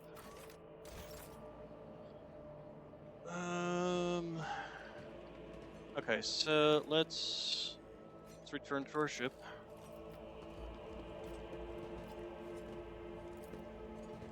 Go talk with Cassia. Probably should go talk with all my people.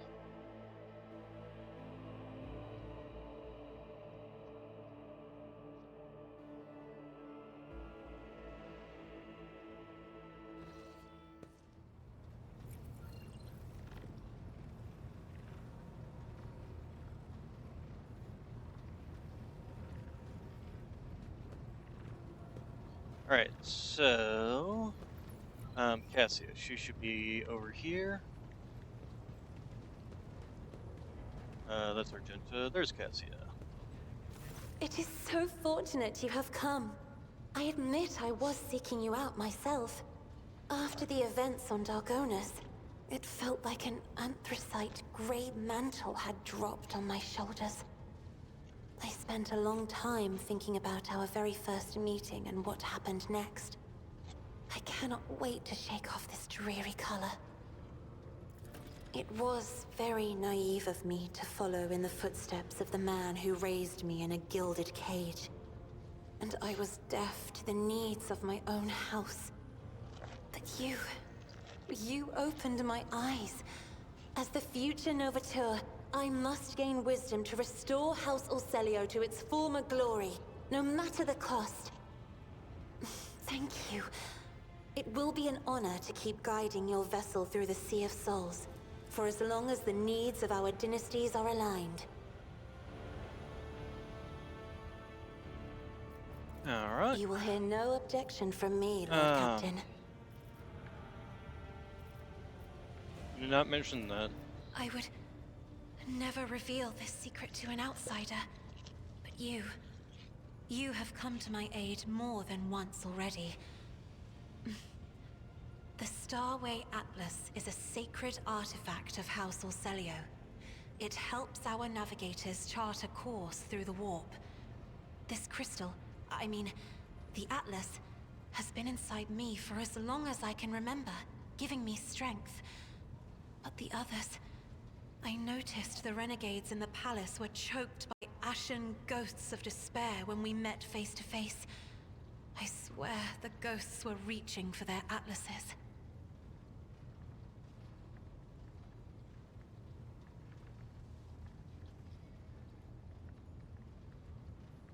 Let's see here.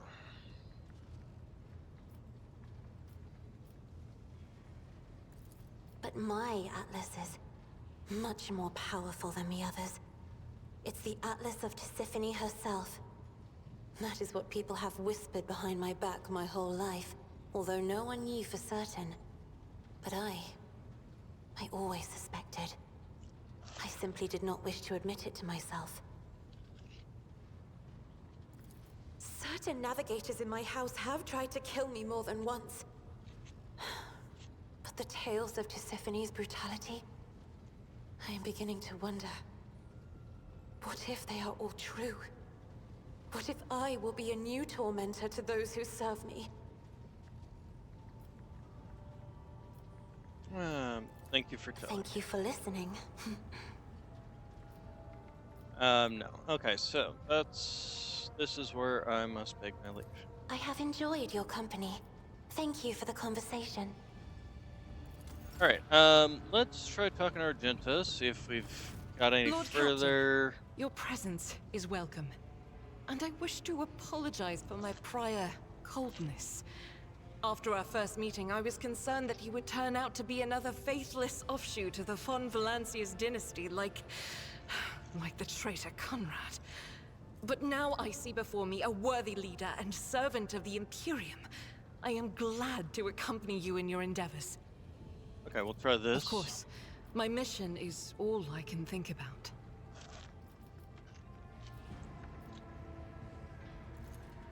If I only knew. Neither the hagiography nor the legends give a straight answer. Classical iconographers believed that the star turned into a banner woven from silver thread, which, when brought onto the battlefield, would shed light that blinded only heretics, but did no harm to the faithful. Most of them portrayed Saint Argenta as a girl carrying this banner.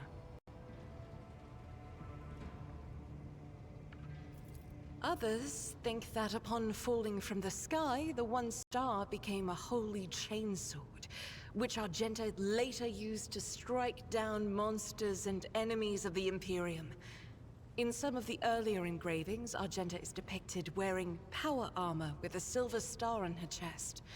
One theological theory suggests that this armor was, in fact, the relic. Some even think that the one star is actually the ship on which Argenta traveled.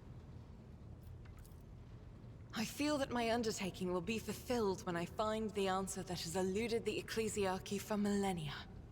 I pray we find the way to Salus Prime soon. The ruinous powers must be aligned against us. They stand in the way of faith. One day we will reach Salus Prime and stand before the gates of Saint Argenta's ship. I know it. If such is the rogue trader's wish, although there isn't much I can tell, I am the Emperor's daughter and his servant. What else is there to know? Now that I can tell you. I come from everywhere and nowhere. I am the child of officers of the Imperial Guard. I was born in the hold of a warship, grew up following my parents' deployments from one planet to another, and lost my family in the flames of a righteous war. Probably a pretty common tale. My memory is like wafts of smoke over a still battlefield. The gray of a ship's plating, the strict cadence of life in military camps. My mother's uniform. I loved looking at it. Then, that battle, the rumbling, the shouting, and the soot, the screams of soldiers burning alive, and the gold of the regiment's Aquila. That was my last memory of my mother, and of my former life, before the Schola Progenium and the novitiate, before my trials, before the vows.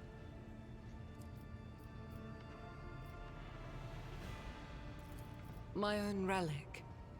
It's the regiment's Aquila, or rather, the fragment that survived the attack, the explosions, and the fire. For me, it's a reminder that purity and radiance can be preserved, even in the heart of darkness. Did you become one of the Adeptus? Become. It's such a strange word for it. It seems right, but is that how one talks about their destiny? If you're asking about the path itself, that's easy enough to answer. First, like many other orphans, I endured the Schola Progenium. Those years were rough, but I remember the hardship fondly. Few things can compare with the feeling of satisfaction from a past trial, even if it leaves your body aching from exhaustion, or your soul wincing in pain. I was one of the best among my peers, and I was selected for the novitiate in the ranks of the Adeptus Sororitas. When the hour came, I passed the trials and took my vows. The most joyous day of my life. The Emperor's light has always been with me, but to accept it with all your heart, to utter the oaths, that is a rapture like no other. I mean, this would just be tarnishing her memory. It is my pleasure to be candid. All right. Thank you for your conversation. Nothing really to do or say with these people. Let's see. Lettered Forius. I don't even know who this person is. And of an indeterminate breeding relationship with Shurjan Majoris. Ah, okay. So, how's the crew's health? Are you interested in general reporting the ship as a whole, or in hearing about your immediate subordinates or sharing? Give me a general report. Currently not aware of any epidemics or large-scale threats to the lives of the crew or anything more serious than normal. At least minor outbreaks are part of the natural decline process. The Medicaid are occupied with treating both industrial and combat injuries, as well as dealing with sporadically occurring ailments. Okay. Master Helmsman, headaches caused by his faulty implants. The high factotum's occasional indigestion. The Master at Arms, combat wounds that can hardly be considered life-threatening. Pulls a finger dismissively for every officer he mentions. Vapid cases that I'm obliged to manage at Chirurgeon Majoris. At least the Infernus Master does not waste my time and simply come to me to pick appointments for his burns. Okay, okay. Let's move along. Move along, move along. Doo-be-doo-be-doo. I affect him generous. I would like to check on. Let's see.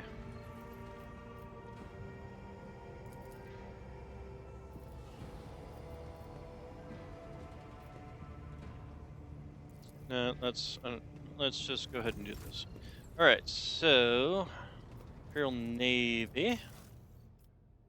We will be getting 5,000 with them, but we basically don't have anything that any way to buy any of their stuff. We just need to work on that. Kind of same thing with them.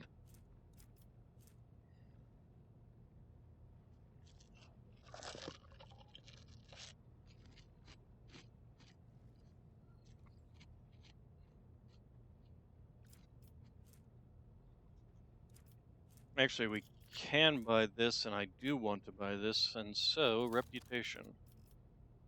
Hide all untraceables, and this is the Casa Bellica.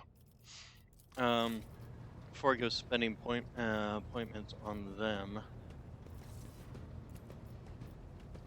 Harmonious. Oh, that's the Drusians. I don't even want to spend anything because there's no point.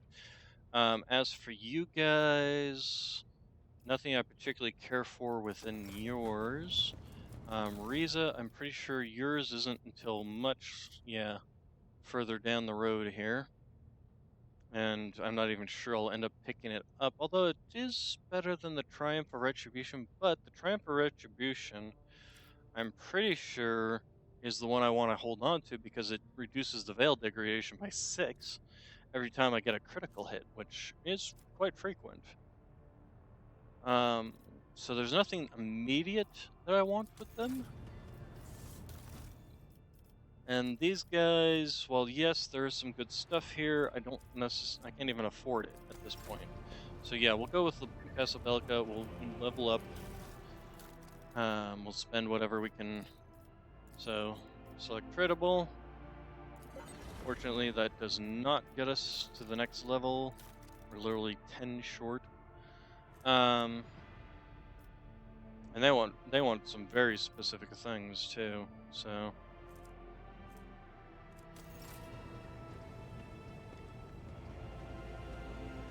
Jay, let's talk with Jay. May the Exalted One protect you.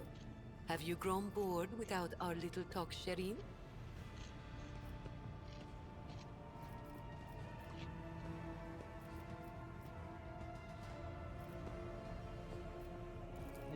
My trade means knowing the right people and non-people. Having the right connections and making sure the precious goods find their way into the hands of my no less precious customers. My wisdom includes the knowledge of the enemies of humankind, be they Xenos or the lowest scum in the Imperium, as well as the latest knowledge about how much they charge for any particular curio at the Footfall Market. Not even the most cunning Aji will deceive you as long as I am with you, Shireen. I promise you that. Whatever I have can be yours too, if your unfathomable wealth isn't enough for you already, I mean.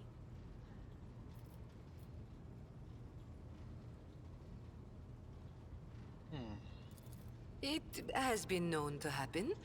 After years of dealing with Xenos, I've learned their customs, and even got a grasp of their language. Except they cringe whenever I start speaking. Arrogant sods. They dislike even our voices, but they never turn away our valuables. Then again, I'm used to seeing sour faces. In this trade, the easily offended go out of business.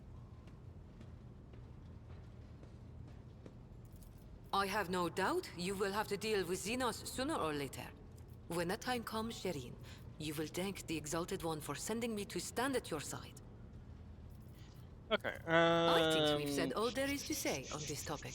I'll see you later. Oh, All right. So I do want to go back and try to get into that area in Footfall. Ugh. So let's go ahead. Oh, you know what we never did is go. We never went to the Administratum, did we? Can't do anything further there. Oh, didn't mean to click all the way out. But let's also. There's probably nothing else to do there. So yeah, let's go to the Administratum. It's been a while since I've been there. And Jay, does want to go with me. Um.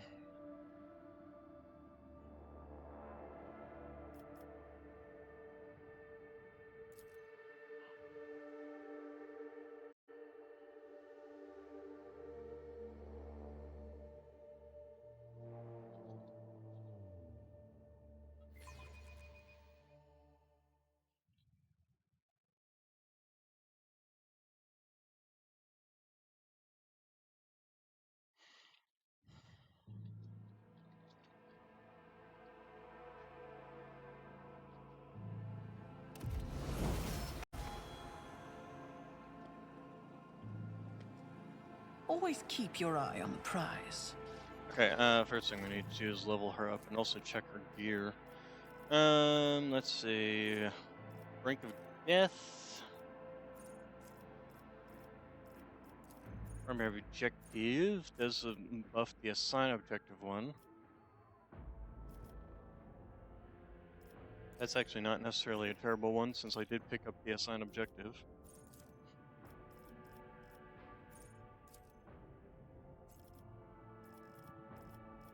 Yeah, go ahead and do that.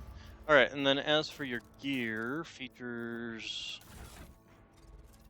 So...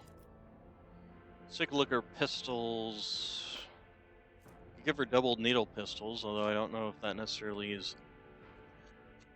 a benefit. We have some Eldari weapons. We've got the Shuriken catapult, but again, don't particularly care about that. We could give her the Eldari long rifle.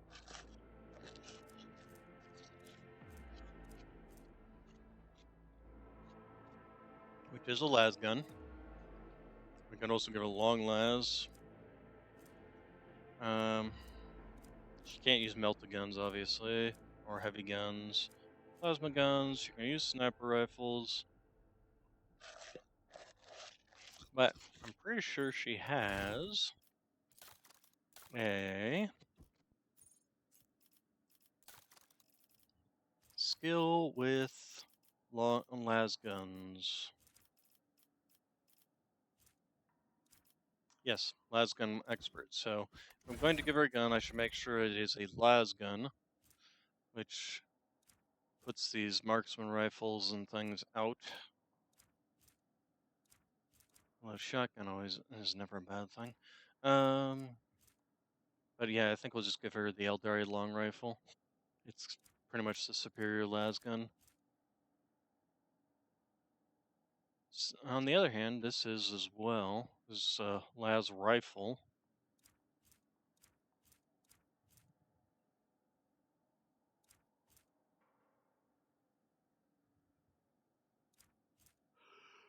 Yeah, we'll give her the Eldari long rifle.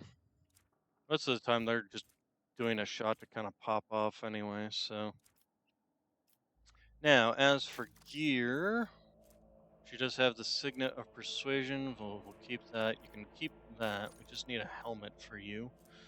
Commerce. Probably not be a terrible one for her to have. As well as the ancient Terra monocle. Definitely increase her in this lore, but I think she's fine with that already.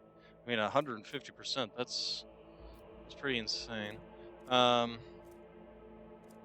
same with the persuasion, I think is fine. So I think actually this will not be terrible.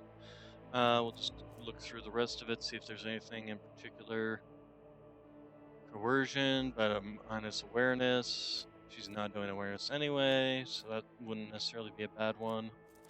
Um, plus 15 to commerce, plus 20 to coercion.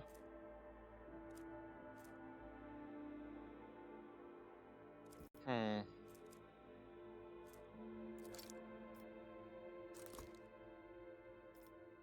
Okay, and then what else we got? We got. Oh, that's that for the ancient. Bring it down is a good one for her to be carrying. Metal of alacrity. Enemies within the area's area of attack. Okay. Surgeon's manual. Okay, so this is the persuasion. This one would not be bad for her. Medicaid would not be any good. This device, carouse. No, that's no good. Tech use, no good. This one would actually not be terrible. Since she's not using pistols, this is not going to be of any use to her. Manuals. Martyr's penance, chains, beads of concentration, yada yada yada. Okay, no, I think we're good.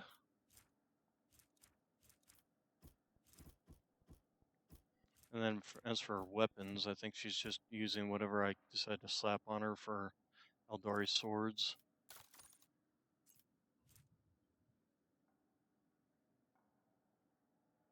Yeah, I just gave her some Eldari power swords.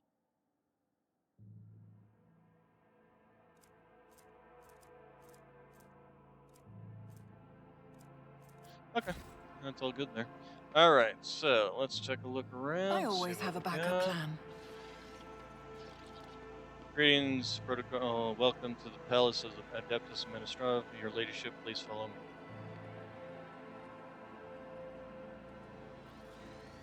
Okay, so I guess we follow that. Let's also save our game here real quick.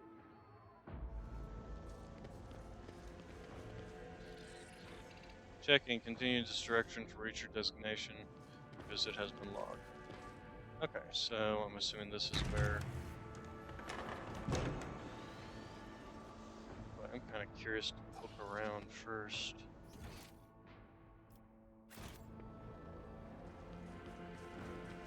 Can't go in there, huh? Oh, that's a little saddening. I can't go to that one. So... Actually don't even show as being able to go over there.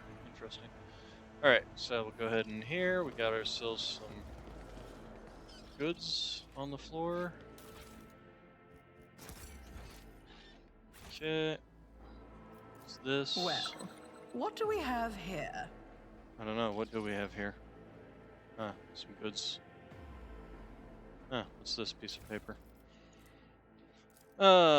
Info. Elam, I know it hasn't been a full cycle since I was appointed, but please cover for me with the Master of Seals. For Emperor's sake, I completely forgot about one extremely important seal. I'm going to run upstairs to do it. I don't think it will take long. I'll be back within a couple of hours. The note is covered in a thick layer of dust, just like the table on which it lies. Okay, so yeah, the guy never came back.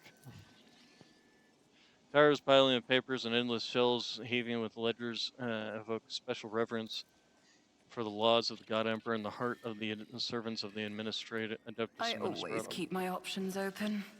Okay, and then we got some goods here, which is some more information. The parchment looks grease-marked and old as though it has passed through many, many pairs of hands. Servants of the Imperium Ellis, Tantanol, Elias Tantanol filed a declaration with the Adeptus Administrum that he is the sole heir of House Tantanol and the legal sovereign to the northern continent of the planet Ergona Rex. According to the submission, Elias Tantanol cannot exercise his right to this inheritance as the wider family tree includes an individual who shares his full legal name. According to the petitioner, this individual is his great-grandfather. Given the loss of documents confirming the death of the second claimant to the inheritance. Elias Tantanol is petitioning for the confirmation of this relative's death and the permission for the enactment of the inheritance rights. Petition received. Preliminary review period up to 15 period. Forwarded for review. 23 Terran years, 4 cycles from date of submission. Request for a copy of the death certificate of Elias Tantanol sent to the archive at Department Menatorum, 28 Terran years, 2 cycles from date of submission. Request rejected, 39 years, 11 cycles from date of submission. Second request sent to the archive, 44 Terran years, 4 cycles from date of submission. Request approved, 52 years from date of submission.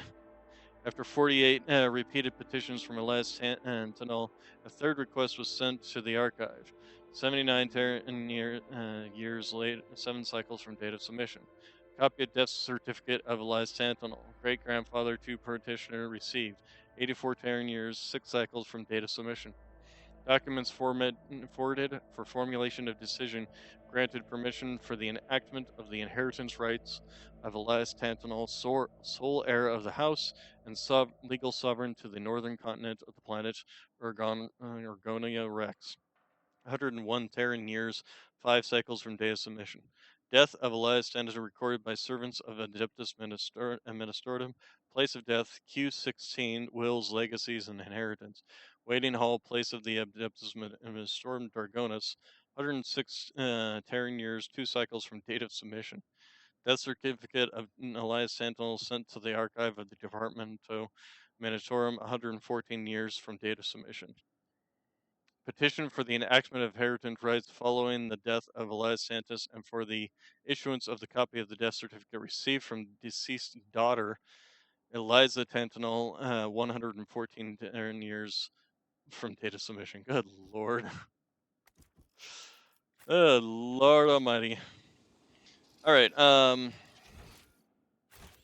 okay, so the Masters of Seals is the person we want to talk to, but we want to, these little goods right here.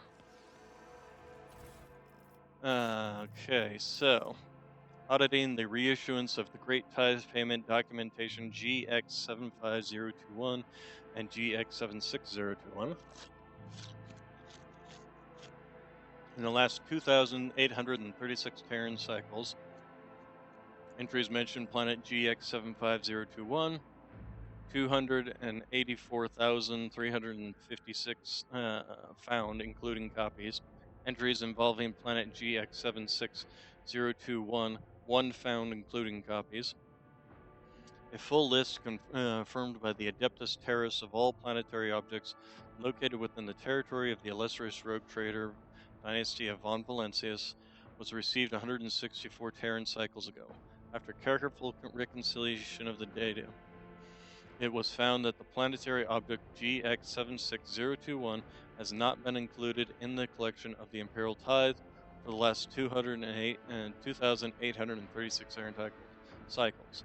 In the same period, the planetary object GX75021 was included in the taxable sites but did not pay its Imperial Tithe, thereby failing to uphold its sacred obligation to the Imperium. Subsequent analysis of the archive documentation reveals that the absence of documentation confirming the existence of planetary object GX75021, unlike the planetary GX76021, which was discovered in the files dating more than 2,836 cycles ago.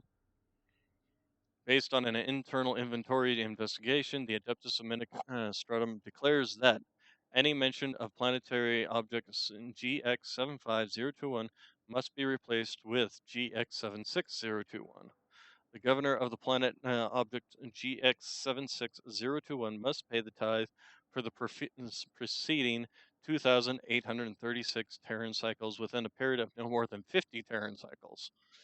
In the event of non-payment of the tithe within the prescribed period, planetary object GX76021 will be seized for the needs of the administratum, and 95% of the population will be immediately subjected to servitude imperatus for the benefit of the Imperium. Note, a precise reckoning of the tithe amount required in throne guilds is appended to this report. Note: an advisory letter has been sent to the Departamento Administratorum recommending that the Departamento conduct its own internal inventory investigation to determine whether the planetary object GX76021 has fulfilled its sacred obligation to provide recruits for the Astra Militarum. Yeah. Good Lord Almighty.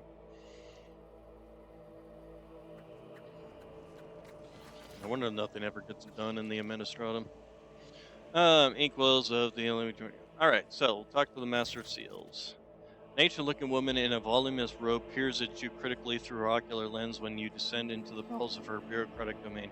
Another noble bypassing the queue under the pretext of just wanting to ask. All you Highbarn ever want is just to ask. But what about protocol? That's why I'm asking. Who is going to follow protocol? What? So I paid off a few clerks to let us skip the queue, Shireen. Your time is more important to me than any little format. Very well, just don't stand there. You're here now. Or do you think the Master of Seals has nothing better to do than receive unexpected visitors? Begin entry, current hour, current time, turn, current cycle, 41st millennium.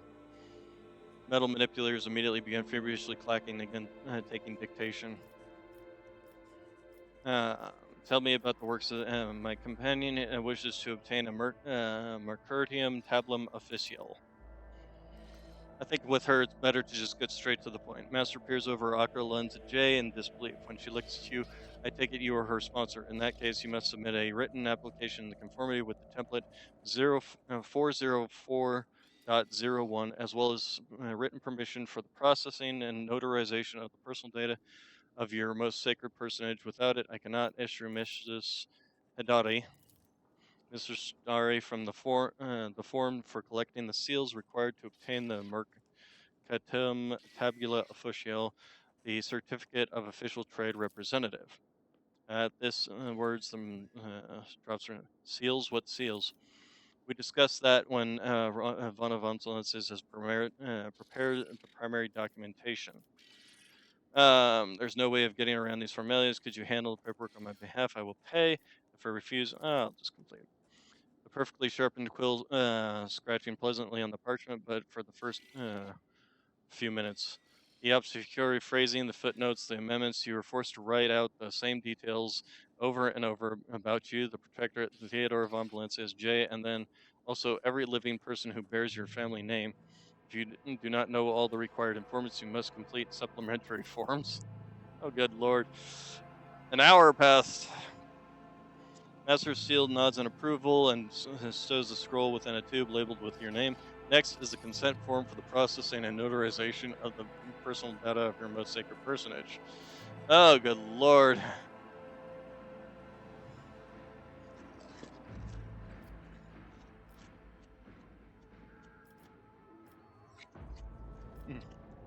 Give your written consent on the presented form.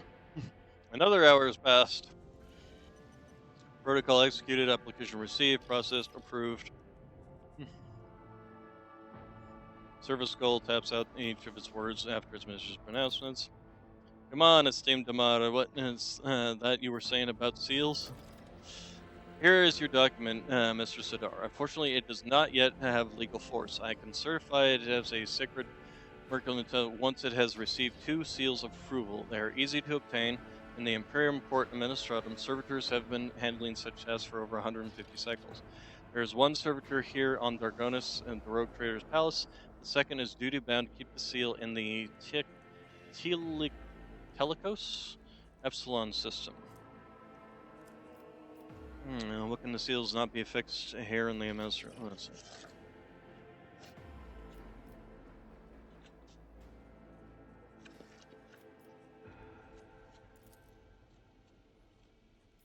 Please do return once you have prepared the documents.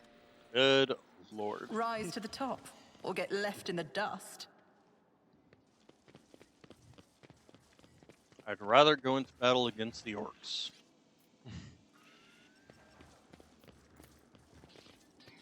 Alright, so let's return to the ship, and then we'll go to the palace, get the servitor there, put one of the seals on.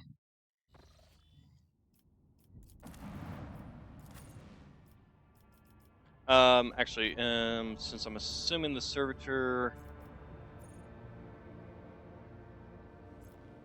Well, yeah, I guess we'll just go straight down. Um, yeah. I smell paint. Somebody is painting in the house.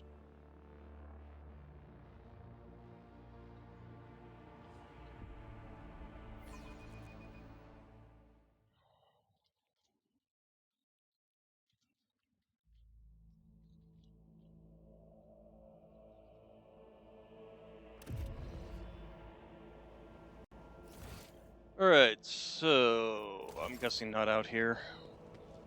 Really should have gone to the palace immediately instead.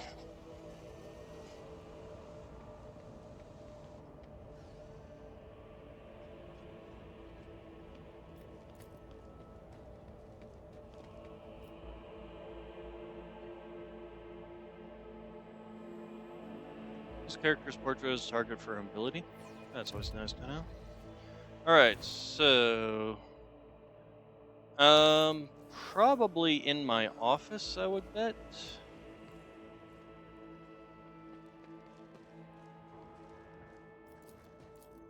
Registers producing rhythmic.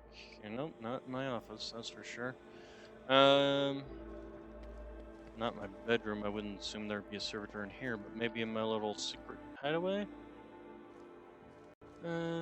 Answer is no. Still no, and more no. Is there anything else to do on this couch? Nope. Okay. That was it. All right.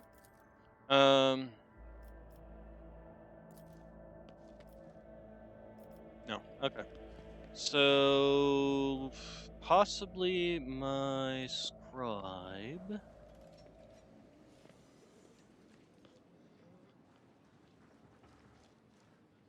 Possibly up by my throne. Ah, here we go. Mr. Sudar, my patience is not easily exhausted, but you're coming very close. I shall repeat myself, no, I will not issue any seal, not exchange for honest word, nor for a bribe.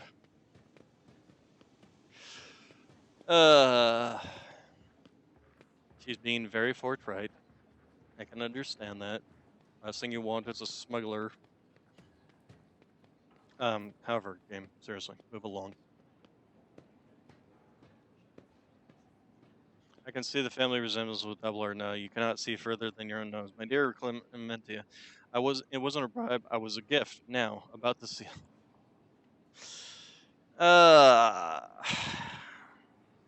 all you had to do was wait for me to get here, Jay, and I could have just been like, where's the thing for the seal? We need this a seal on this. Let the rogue trader decide.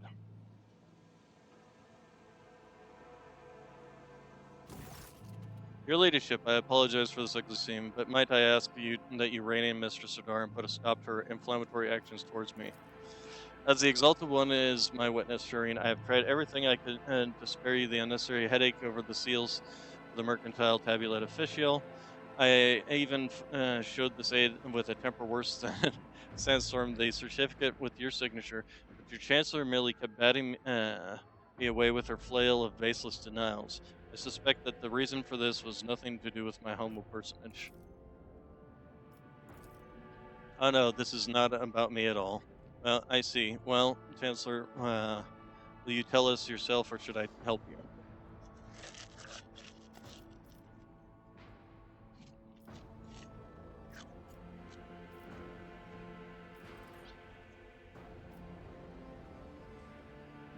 What is the matter, Mistress Werserner? I'm afraid that my words may anger your ladyship. The seal that you were looking for was lost over a quarter of a century ago. Her ladyship Theodora von Valentius ordered a new one to be delivered from the Imperium, but as you well know, we are a long way from Holy Terra, and with warp drive storms ravaging the Cornus Expanse, we have been unable to receive a replacement to this day.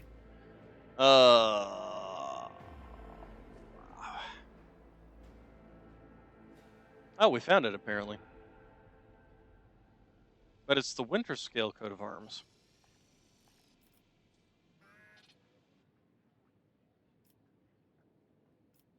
I presume the one responsible was punished promptly and harshly. Rest assured, Theodora von Valancius ordered to have the malfunctor dealt with. Uh, Servitude imperatus, your ladyship. Okay. they were made into a servitor. He now performs his duties to the Imperium without reservation or error. However, she refers to this. One of the worlds under Caligos Winterscale's rule, like Dargonos, was granted the honor of keeping the sacred sigil of the Imperatum. Administratum. The archives of the House von Valencius mention 3 systems that are presently under the control of House Winterscale. Those that would be the Forgotten Twins, Lagrange Belt, and the Nameless Star. I'm confident that the Nemesis Palace is located on one of those planets there. Okay, we have it. We have a better chance of finding a seal in the pocket of some rich collectors or fence that on a remote world owned by one of your rivals, Shireen. Actually, as a matter of fact, we have it. That is, without a doubt, the Administratum seal from Winterscale's realm. But why is it the original and not a copy? Ah, I think I understand. Well, the laws of the Imperium do not prohibit heirs of other houses from using the seal in times of need. I will order to have the servants of the machine cult create a duplicate so as to avoid such embarrassing predicaments in the future.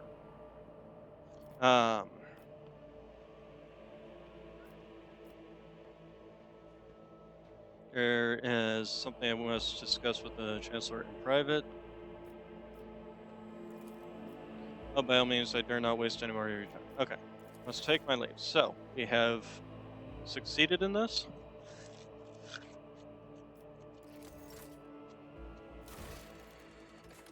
Okay, so gain required seals. Now the rogue trader must need to return to certified documents with the Master of Seals. Okay, so talk to the Master of Seals, find the sealer in Dargonis. Getting the required seals turns out to be the quite task. Lack the coordination between different administrative branches. Janus is the second most important administrative center of the Von Valentius Protectorate. One of the seals must be kept by one of the officials there. Oh, okay, so Janus is where we want to go for that.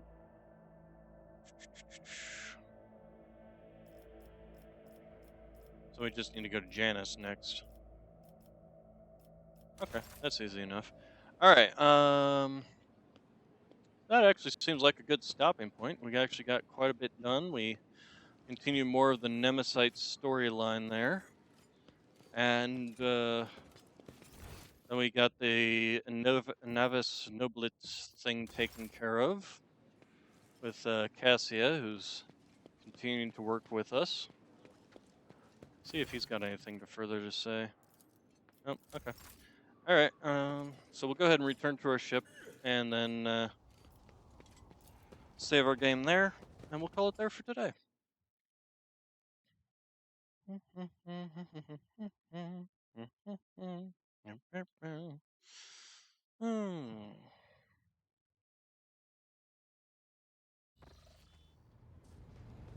Alright, so let's go ahead and save our game. Save. Alright, so you all have a good day, good evening, good night, and I will see you all tomorrow, where we will pick up with this. Somewhere in here, I'm basically gonna want to be like moving towards the end game, because by next Thursday, Monster Hunter Wilds is coming out. I'm gonna want to be playing that, so that's gonna be that. Alright, so you all have a good day, good evening, good night, and I will see you all tomorrow. Thank you for coming, and have a good night.